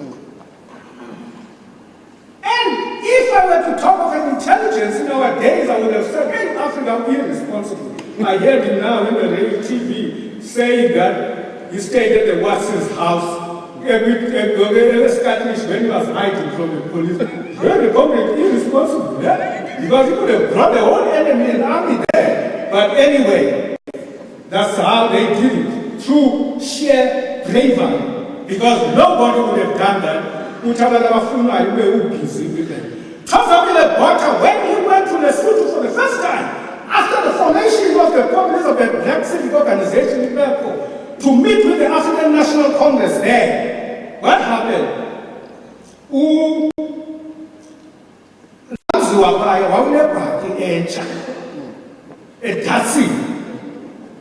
That is what they gave to him. You know that? What we have done that? At that time. Ladies and gentlemen, I think you don't understand me. You think that I'm talking in 1994 to 1998. You think that I'm talking 2005 to 2018. No! I am talking on and around 1984 to 89. At the time the Watsons joined the struggle, already the security police have killed people who were thinking that they are clever. When they joined the struggle, the police still killed people. Steve Biko, Neil Ackett, Mkandes, everybody. So I want you to be clear. Don't say, oh, I saw that. President Zuma it was nice, it wasn't bad. No, that's not the story. The story is the story at the height of apartheid. They were helping children fleeing the country. They were buying school uniforms, giving people bursaries, giving people bail money. And I was telling the young Roth that I have a picture of Gavin when we used to go and sit there whatever I'm asked to go and request to, like, tell me to get a bus to go to a conference. He will always, my picture of him, he was always coming out of the room with a box of the shoes. Always, I saw him, because he was a guy that never had time to sit down and have long chat. No, he was always the funuva, which one, and then a decision is taken. Move, go, it's done. So,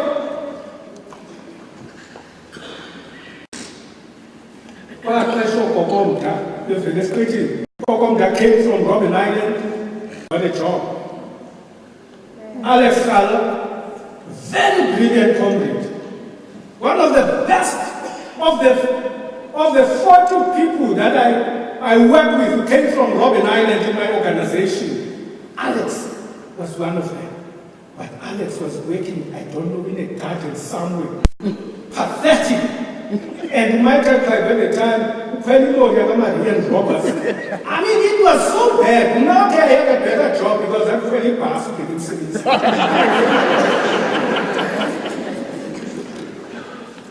Through no weather, no beaver, Gavin got that comrade a job. And also, he also did the concerned citizens. Before 1985, there was no such thing as a black leader, African leader. Sasini description is the leader of the violent, or the violent. For the first time, people were called leaders. Gavin brought himself, all the big businessmen, Safika. And we had meetings with them. From that time onwards, that thing, yakubeka kuyo yonke South Africa. Kuzokuvela CBM, kuvele obani, all those things, which led to Landrover, they went to Dakar and all of that. It came from where? From the little things that happened here. Because the reason for the boycott was to make sure that the white people in town understand what was going on in the township. But I have to say this, as I'm going to sit down.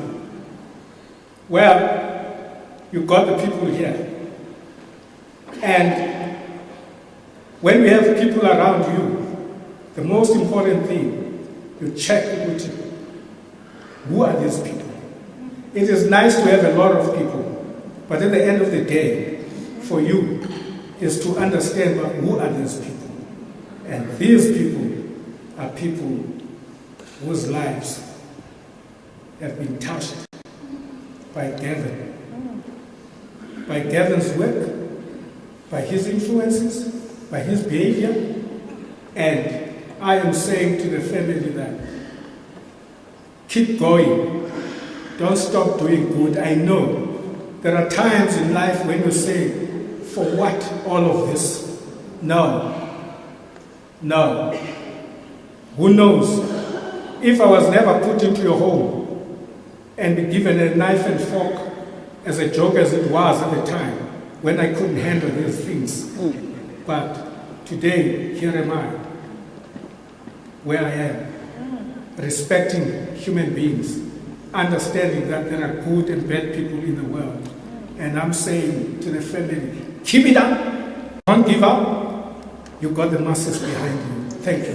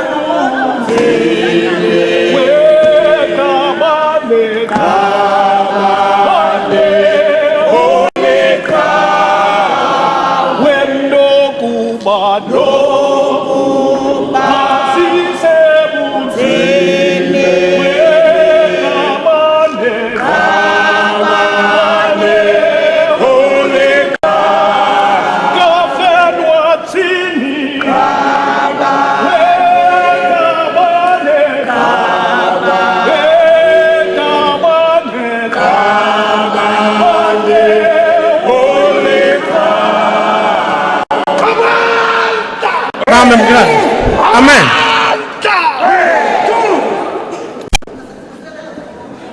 Interesting how friends speak to each other. I was talking and I was saying, these are friends who speak very fluently about each other. These are friends who never shy away from each other. These are friends who support each other, even when the narrative doesn't say so.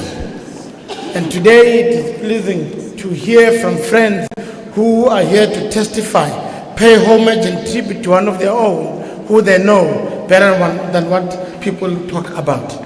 Next to speak, ladies and gentlemen, comrades, please help me spagamise the first citizen of the province, the Honorable Priya Comrade Oscar Mabuya.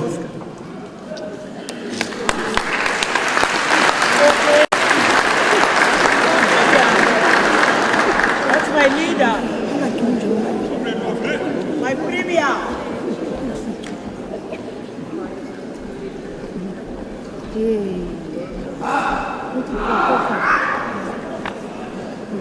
ingxaki enkulu kwandafumana into yokupremier kunzima nengoma owathini ebekhona emzabalazweni owathini babekhona emzabalazweni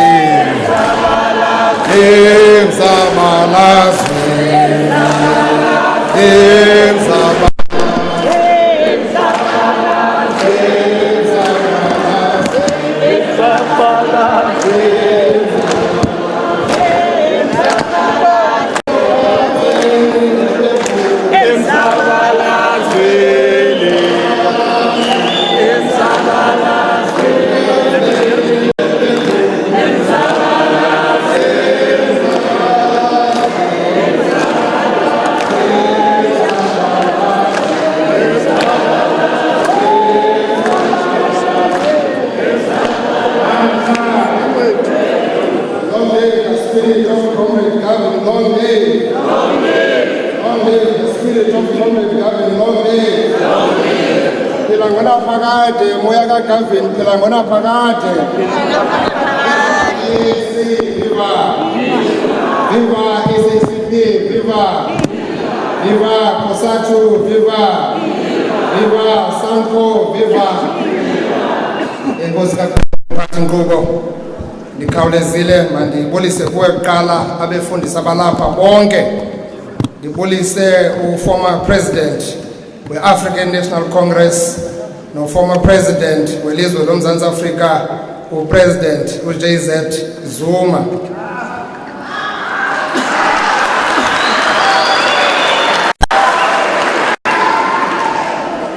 leadership elapha yonke ye-alliance abaphathiswa sekela abaphathiswa amalungu eParlamente ndibulise elikhaya ngokukhethekileyo lakwa Watson ndivileke ngamantande molweni mantande ngamantambo molweni mantambo izihlobo nezalamane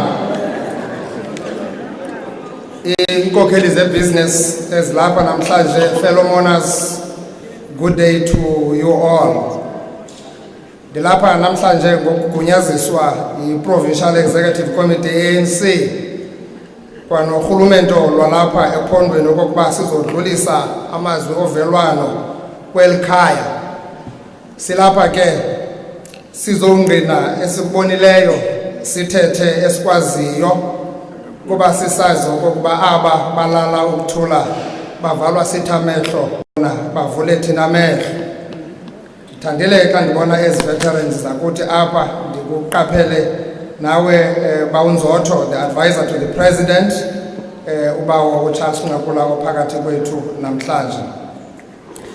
Firstly, let me once again pass our deepest heartfelt condolences to the Watson family on the tragic loss of Comrade Gavin Watson. Comrade Gavin was a husband, was a son, was a brother, was a father, and indeed he was a comrade. Si tunzula kulontlungu nikuyo khaya lakwa Watson. Gavin was a nation builder, as many comrades have shared here, and a humanitarian par excellence. It is said that in a week we lay him to rest. Our nation is reeling from the shocking murders of a number of young women, amongst them uBaby Lee, our champion, Apa Epondweni, kwakunye no-Oyinene Mrwetyana, who have become the latest victims of femicide in our country. Knowing Comrade Gavin, he would have been condemning these acts with contempt they deserve. And we want to pass our condolences to the families of these girls, but more than that, Comrade Gavin would like us men to stand up against the few men who perpetuate violence against women in our society. This is a task we must pursue in his name. When the news of Comrade Gavin's passing broke out, it shocked many South Africans. Personally, I was hurt more by the behavior of some of the South Africans, particularly the media houses, when they really completely changed the narrative about the character of Gavin and the work that Gavin has done over decades. I want to remind them that the rise that they enjoy, which at times they used to trample on others' rights, were fought for and won through the selfless contribution of the likes of President Gavin Watson and his family. Comrades and friends, I think it is proper that I let everyone who is in attendance here today know that we are here today unashamedly as the African National Congress leadership and the ANC members to bid farewell to our fellow comrade whose blood was black, green and gold, and when it was not fashionable to do so. The Watson family blessed us with a generation of comrades who understood clearly, as explained by Chief Albert Lutuli, that, and I quote, "It is inevitable that in working for freedom, some individuals and some families must take the lead and suffer. That the road to freedom is via the cross," close quote. The Watson family suffered a lot under the apartheid and were constantly harassed by the regime for their belief that South Africa belongs to all who live in it, black and white, and that no race should be dominant over the other. When we count families that were at the forefront of our struggle and who suffered immensely, we must not omit the Watson family. It would be disingenuous to do so. In the ANC, we are taught never to forsake each other as comrades, particularly when one of us is facing difficult challenges. Seemingly, the post-apartheid era has consumed us so much that we forget this important principle that should bind us. We tend to dance and rejoice at the troubles of other comrades. In doing that, we play directly at the hands of our political opponents. I can't find any reason other than the fact that Gavin and his family have remained true and loyal servants of the African National Congress. Uvile ke so dolophi into kokuba le ndawo ayinawulunga isahleli ngolhlobo ihleli ngalo nawe ibuya kodwa ubuyise ezikakhesare kukhesare hayi kabi so dolophi into nayo nje into ba iyawuthi lento izilunge lamathambo alala ukuthula okomgov okomrey le ndawo ibe phansi kwendlela efanelekileyo. So dolophi ke uyayibona ke because this family yakwa Watson understood very well the fundamental goals of our national democratic revolution. They committed themselves not only in the ANC, they've done everything to ensure that we pursue those fundamental goals. The goals of a united country, goals of a non-racial, non-sexist, democratic and prosperous nation. Without all this country will never be prosperous. We need a social cohesion, we need a nationhood, we need a nation building, all of us paying that contribution as Watson family did. They forgot that Gavin, like any other ANC members, took an oath of membership and declared, and I quote, "I will place my energies and skills at the disposal of the organization and carry out tasks given to me, that I will work towards making the African National Congress and even more effective instrument of liberation in the hands of the people, and that I will defend the unity and integrity of the organization and its principles and combat any tendency towards disruption and factionalism. This is what Comrade Gavin did. Niyambona was nakwezi factions ANC. We support uvela macala. Unika wonke umuntu onenjongo zokuthatha elilizwe libheke phambili. And this is only the African National Congress that can really do that. All other people are saying so. I must also acknowledge the leader of DA in the province, Comrade Ungababanga, ndibonile apha naye ndiyaqonda uyarhabula namhlanje ungasa ehlambulukile. The good work of nation building that the Watson family has done and is doing is well documented, particularly here in our province, as their youth centers gave second chance to many young people who were in conflict with the law. When the society had washed its hands on our troubled young people, it was Comrade Gavin who stepped in to offer young people reasons to live, who will do that work now. And so the question lingers as every effort is being made to delegitimize the work he has done. Who will continue bring his motto of life, which says, and I quote, "A life transformed for the better is a life enriched for the future," close quote. My tribute to Comrade Gavin would not be complete without mentioning his role in fighting for transformation in sport.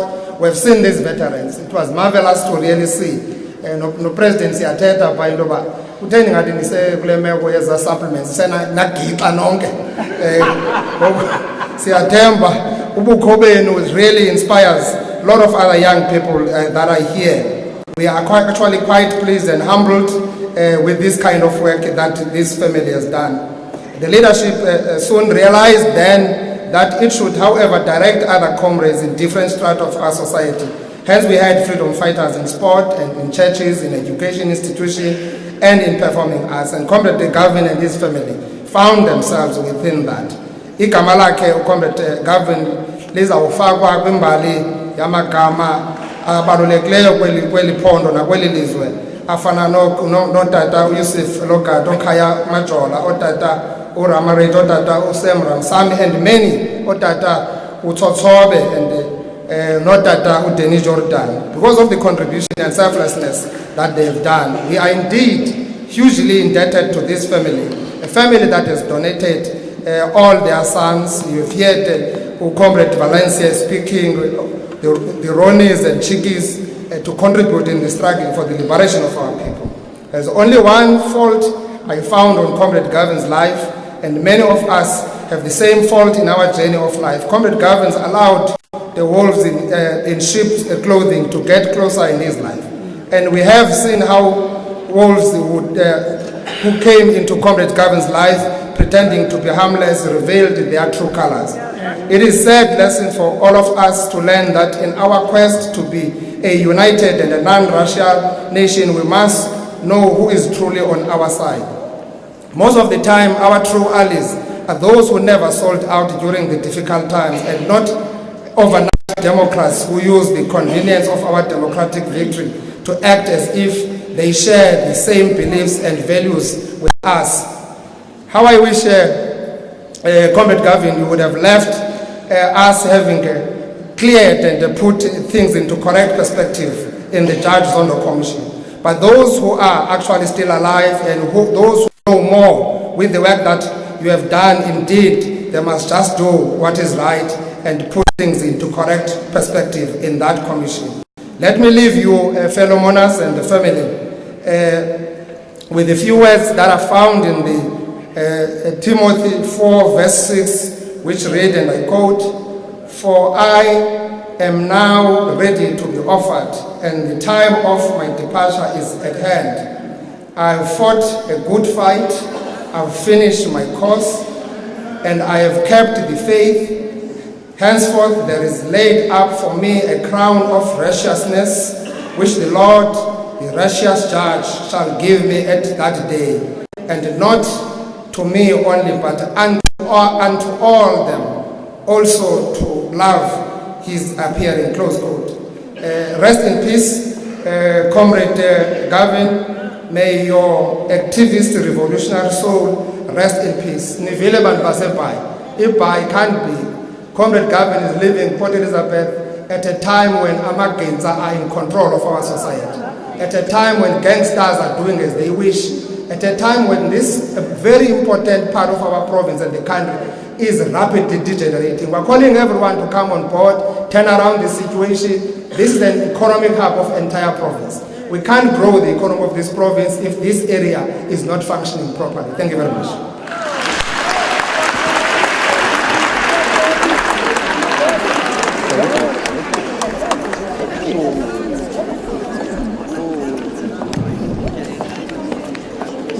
Comrades, please, if you don't understand the lyrics of the song, just shake your head that you are with us. Yagugu tamba, yagugu tema, yagugu tamba.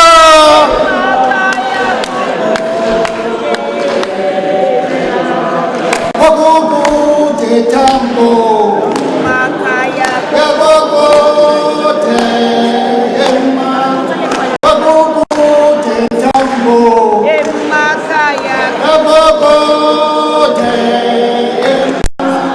Yabogote, Tambo, Makaya, Yabogote, Emma, Yabogote, Tambo.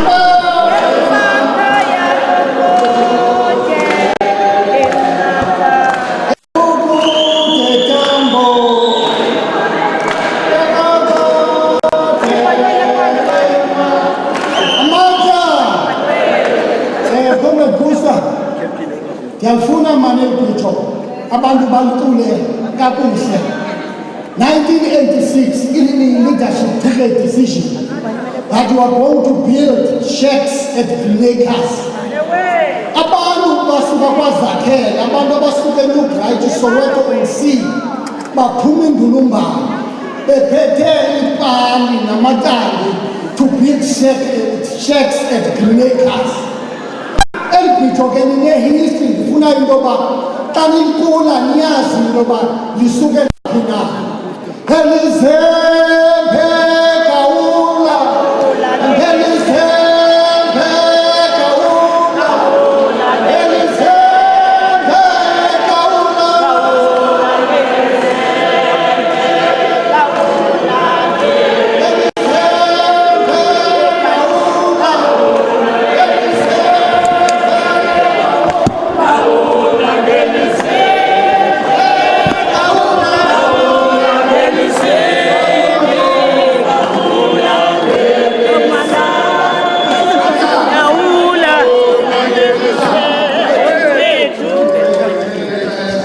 Sabuchungome enkulu siphakamise owayesakuba ngumongameli wethu apha elizweni.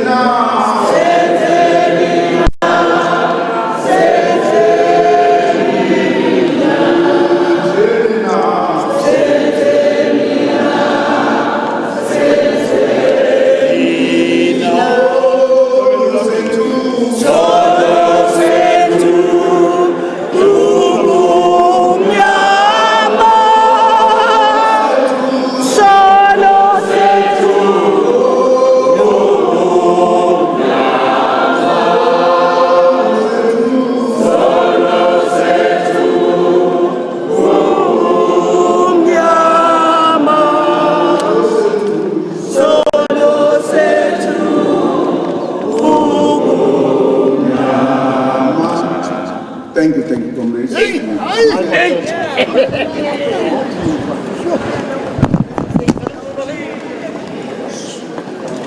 Thank you very much, Director of the Program, for the opportunity.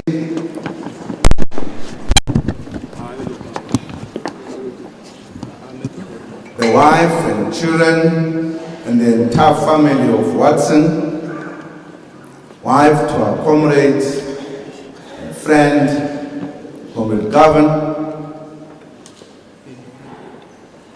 indeed to the relatives as well,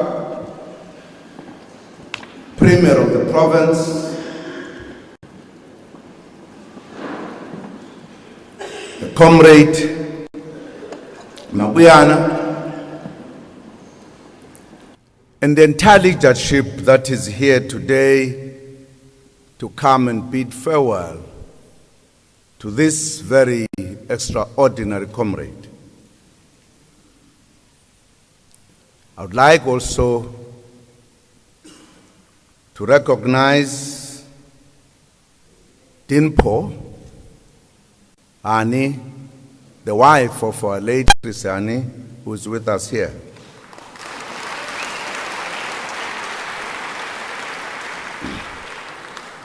And indeed, business leaders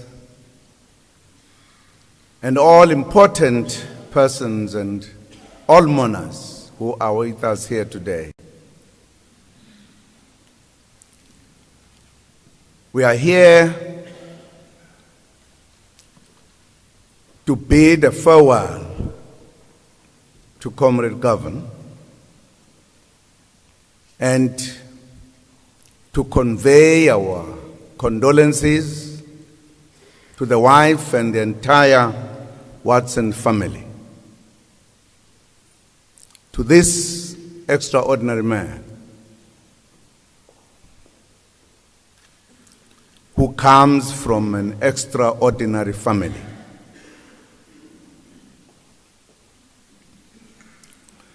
Coming from this province, which at times is referred to as one of the mothers of the African National Congress, but this particular city, which is known as the home of the African National Congress.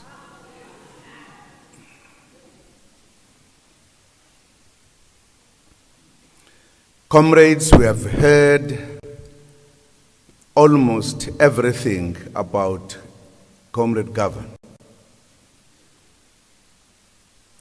What type of a person he has been, what type of a family he comes from, what contribution they have made in the struggle to liberate South Africa, and what contribution has been disrupted insofar as Comrade Gavin is concerned, as he made the contribution to develop this country. I had an opportunity to be invited by him to where his operations are. He wanted me to come and see what he was doing. I was still the president of the country then, very interested to see what are we doing in terms of changing South Africa to be what we wanted to be. I was amazed by the operations, so advanced, with almost every answer to the challenges we have. And I was very happy to see him after a while, a comrade making such visible contribution in our country, and a brother and a friend.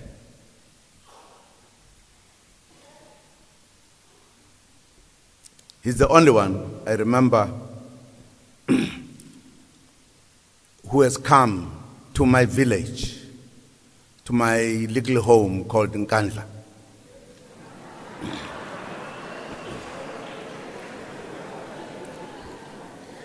Just to see how this Nkandla that was talked about looked like. He wanted to see it for himself. And we had a good time.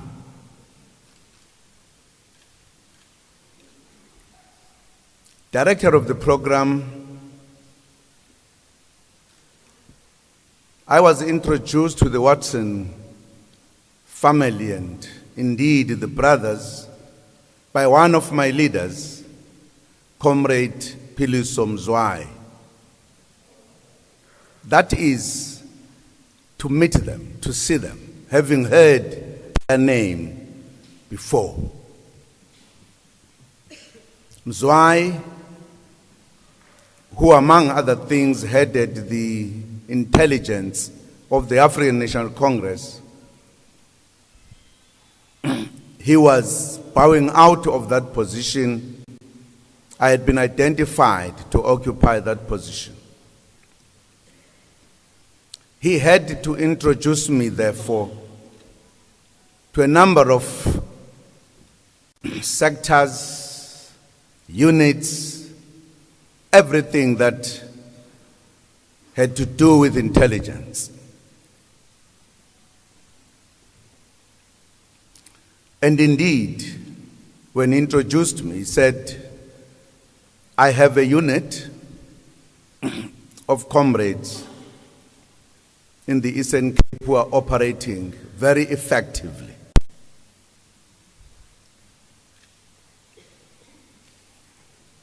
There were other comrades who worked under Mzwai, who then had to operate under me in exile, who I think were servicing these comrades more directly.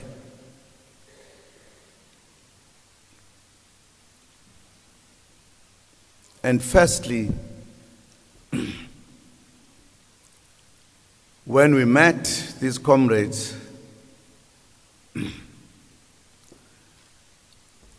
surprised me. Band bullies, the stores. Ewe kaba, mall, Virgin,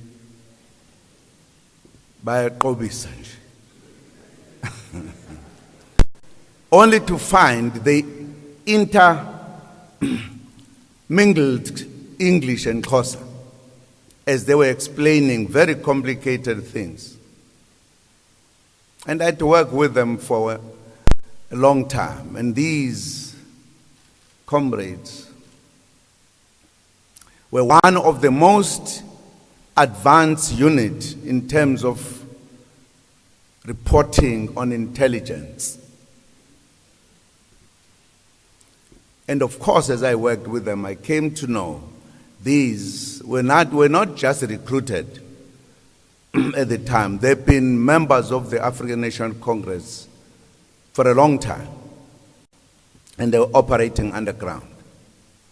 They were in fact recruited to this specialized work of the ANC by comrades who knew them. And indeed, it did not take long for me to appreciate the quality of work that they were giving. Very incisive in terms of the information. One of the advantages was that they could move without any thinking about the color line, across the color line. But also, as business people, they were able to get the kind of information that because of the color line, other units and other comrades could not get. And therefore, they were very important in the life of the African National Congress Intelligence Department. It did not take long to see how committed these comrades were to the struggle to liberate South Africa. but also to the policies of the African National Congress.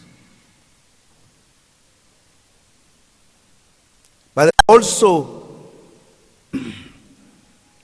a unique unit because they could put their additional point of view in a manner that would not ignore.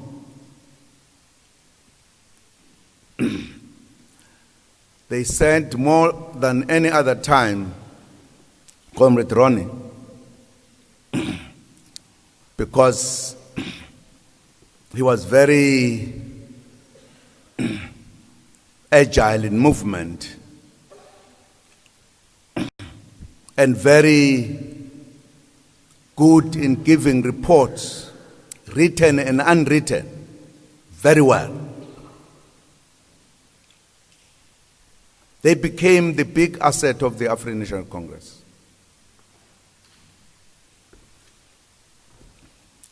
What you said as an attempt to their lives, we saw it in action.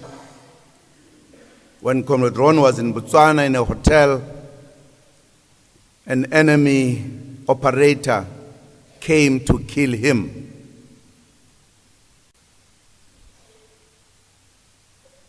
Ronnie being Ronnie,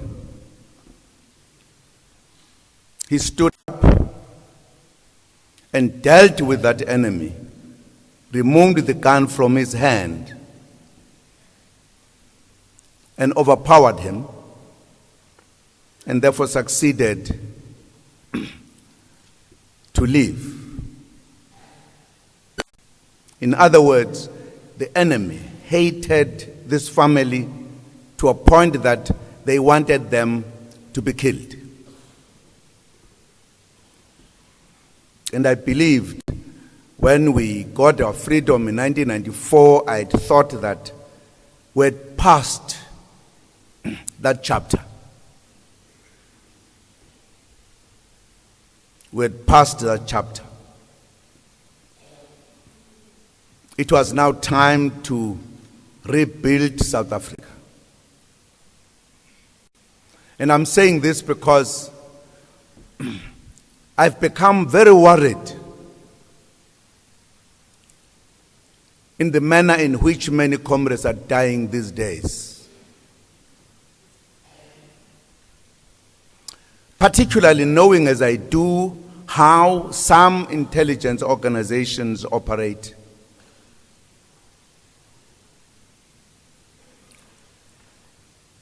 And I'm hoping that the investigation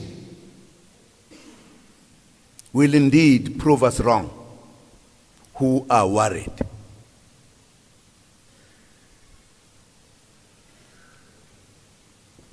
The report that the family gave me has a lot of gaps in the manner in which Comrade Gavin was found and how he died. And since the investigation is still ongoing, I hope there will be a report that will satisfy all of us. There are comrades who have died very suddenly.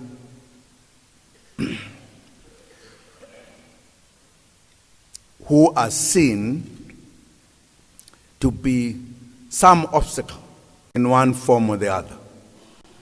Perhaps some time will come for some truths to come out.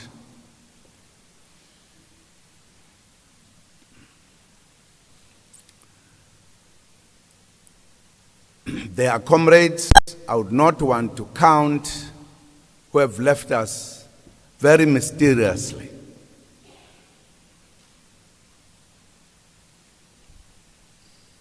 And I hope Comrade Gavin is not be counted among those that were cleverly removed from the scene.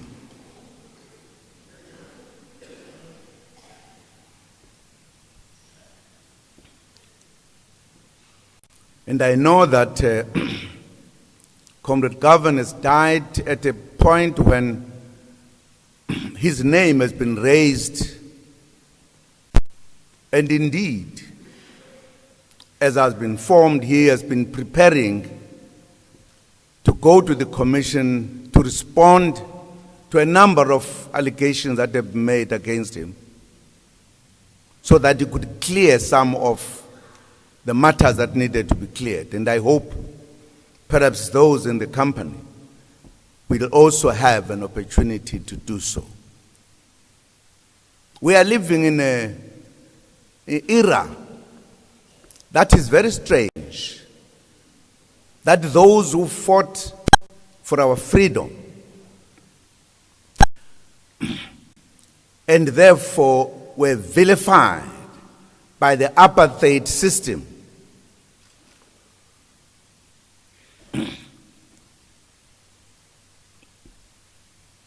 and those who were not vilified,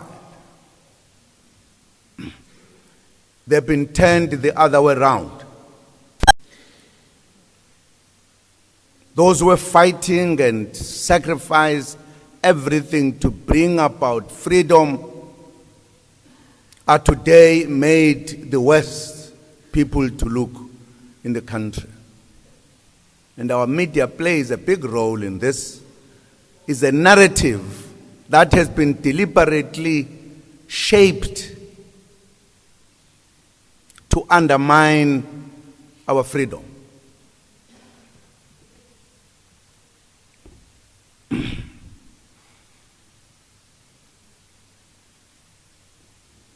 Now, I just want to say one or two things. I don't want to say many things because some of the comrades who are being taken away are comrades who are very close to me in terms of the work and understanding of where we come from and where we're going. There is something I think we did not watch. That South Africa is a very strategic country geographically. For the history that has seen men driving machines across the seas and oceans, it has become very important. At the level of global economy and global politics, South Africa is very important. And therefore there are people who have felt South Africa could not be allowed not to be under their control.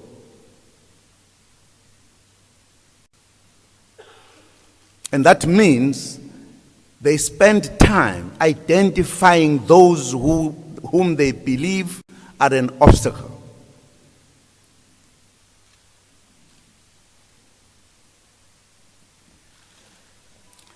And they are hated. And they are always looked at to be people who needed to be removed. And I hope we are not dealing with that case here. Particularly because the Watson family have been under the spotlight of our enemies for many years, and it had not stopped. Hence, suddenly, we got to the stage where a commission was used to further deal with this family. And I'm hoping very sincerely that there will be explanations of many of the things. And I think Comrade Premier has made an important point, which I don't want to repeat. But I think it is important to understand, particularly to those who are comrades, that our effort to liberate our country is not yet over.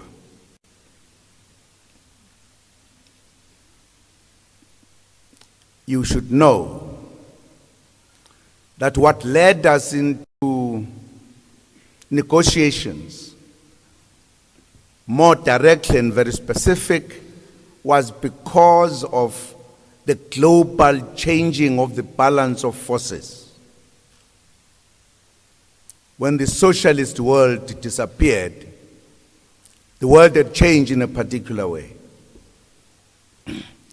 Apartheid South Africa could no longer use the excuse that if we allowed the ANC to take over the country, we will be allowing the communists. That was an argument they used to persuade Western countries not to dump them, to support them. But the time came when we had to negotiate.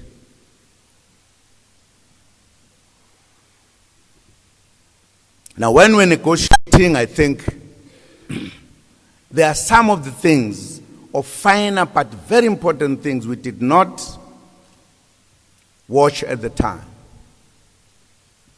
Perhaps we took things for granted. For an example, when we're negotiating, or to put it more correctly, before we negotiated, the apartheid system had a problem to deal with. What, as it asks itself a question, and we did not know this, what are we going to do with the enemy agents that are within the liberation movement? And that issue was avoided in the debate, in the negotiations, probably because it's a sensitive issue. And if I don't say it, who will say it?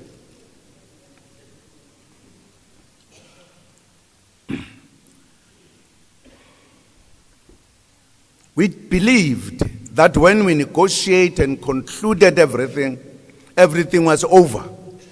And therefore, even the issue of pursuing the enemy agents was no longer the issue. Because what else will they be informing on if the war has ended of liberation?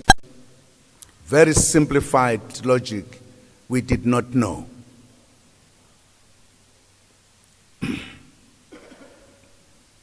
We negotiated in good faith. But what did the apartheid authorities do? They did not want to hand over or to leave alone their agents.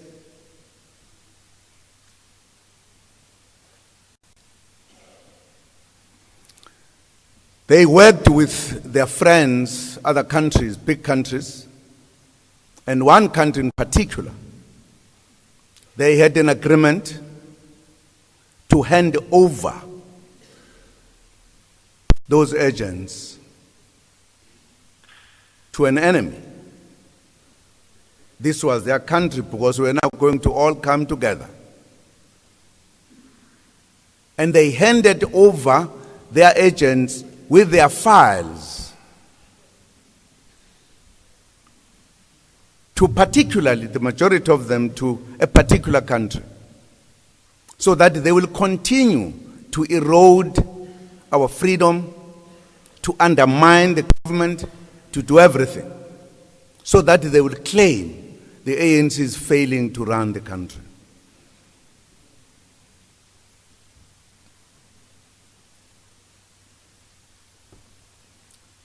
And in the process of that, as we negotiate,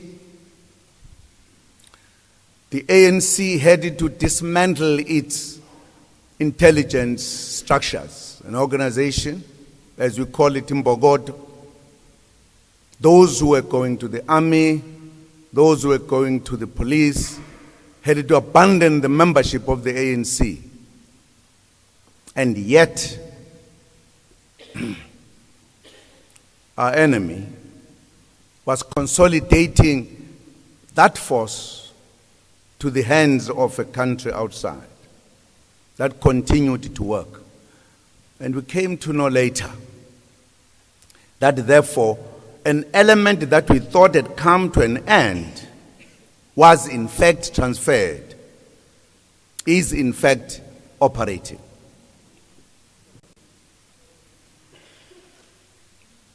That country has two files. A file from apartheid time to these agents, and a new file for that country. Why this? Because South Africa is very important. Important at times that we don't understand. And therefore, people who have been active, who are known, it has made the situation not to be safe for them. And I wish and hope that Comrade Gavin has not been a victim of that approach. I hope. And I hope the investigations will clarify this matter. There are reasons why I say this, and I don't want to go any further. But South Africa is a strategically important country, geographically, politically, economically, globally.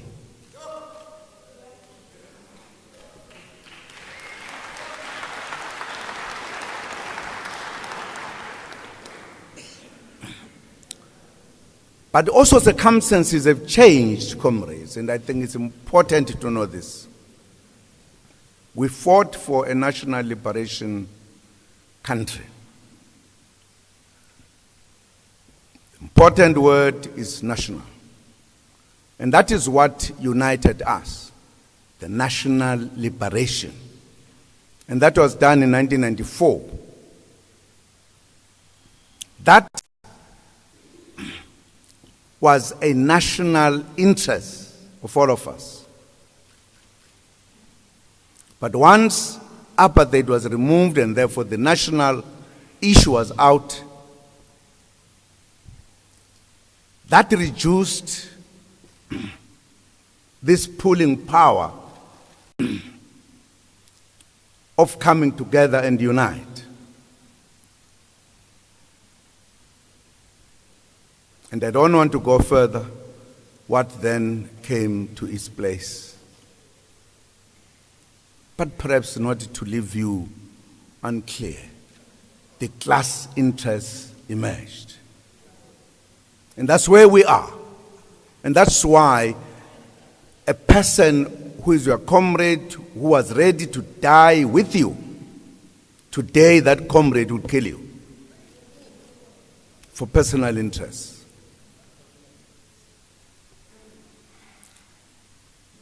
It is a point we need to be aware of, we who love this country and love South Africa. This comrade was a non-racial comrade, believed in non-racialism, had no color. For those who secretly took our citizens and made them agents of other countries, he remains a different kind of a person in their eyes.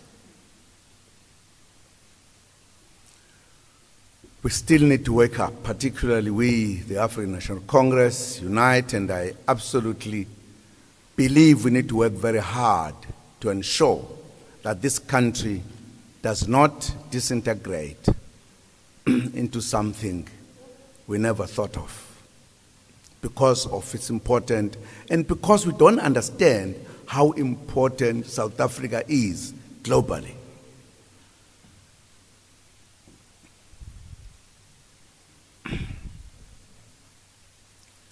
This family has suffered because of its political clarity and commitment to the freedom and democratic government of this country and their contribution, particularly Comrade Gavin, who was in the leader of this. And I wish we can learn from here that we need to address things differently. If we don't, we're all going to die one by one. Those who are known to be problematic in different ways. Heart attack, I now know it can be induced. I have been poisoned myself by those forces. I'm not talking something that I don't know. And I thought at this point, because Comrade Gavin has been, and the Watson, has been an important element in the setup of the South African country, where there's been racism. These managed to understand South Africa as a real rainbow nation and worked for it. And it is important to make this point. If you lower your guards, you might be in trouble. If you were sitting in another country, you hear that there is a person called in South Africa, Jacob Zuma. You will believe he's the biggest criminal. He has been labeled the most corrupt person. But nobody has even given a teaspoon that is told anywhere. It's a narrative that has been created deliberately to say those who may know things need to be rubbished so that they look like criminals, corrupt, etc. When I was appearing, and I've not yet finished, in the commission,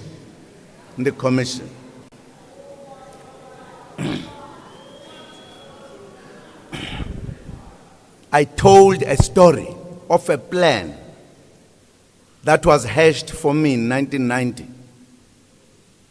that has been deepening in terms of implementation.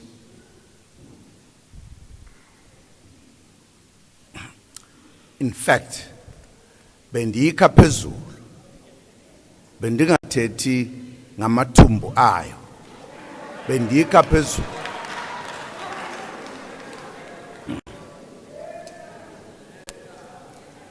For me, it is absolutely important that it's not yet over. But I thought it is important to make you aware. I would like to say thank you to the Watson's family. I've worked with them. They are like my brothers. And I'm happy that the children of the brothers are as their fathers. We are part of this family. I would like to say, as we say goodbye to Comrade Gavin, you must be consoled by the fact that here lies a real comrade, a soldier of our struggle.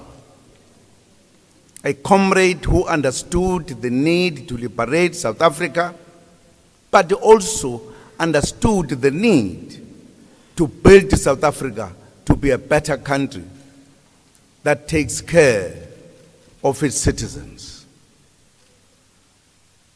A real democrat, revolutionary. In practice, not just in theory, as we have heard.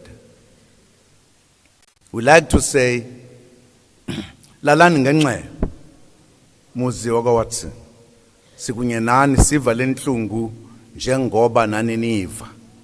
Kumfowethu lo. Kumfowethu lo. Ngabafowethu laba, nabodadewethu nabomama.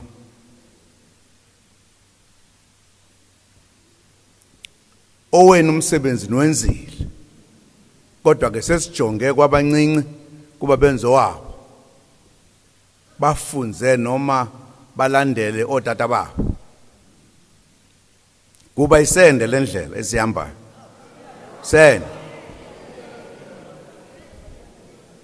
isafuna amadoda namadodana nabomama. It's not good to feel in our own country we are not safe. We need to feel we are safe and free. But those matters are matters needing the leaders to help us feel we are safe.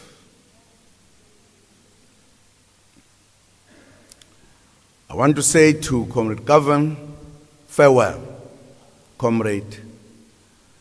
You made your contribution. You left too early for us.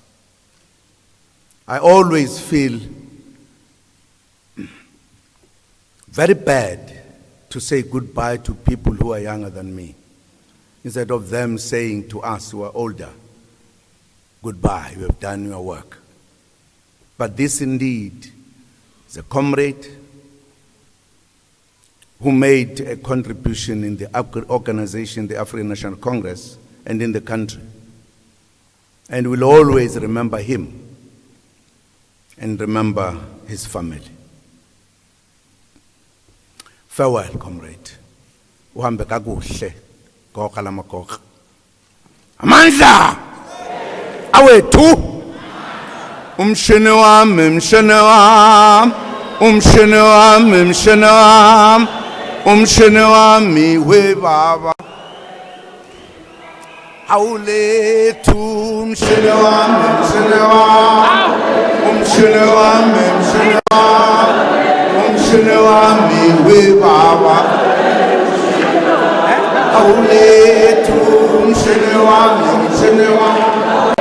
Umshini wami, mshini wami, umshini wami we baba.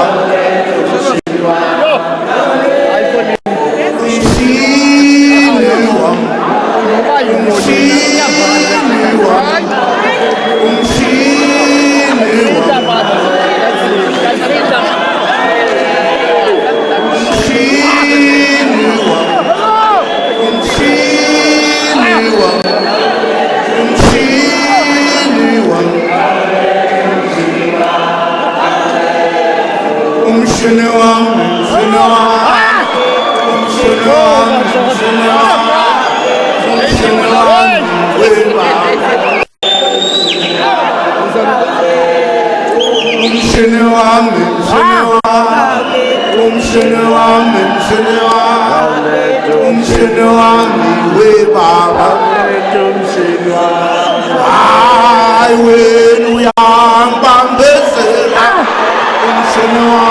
umshini wami, umshini wami we baba.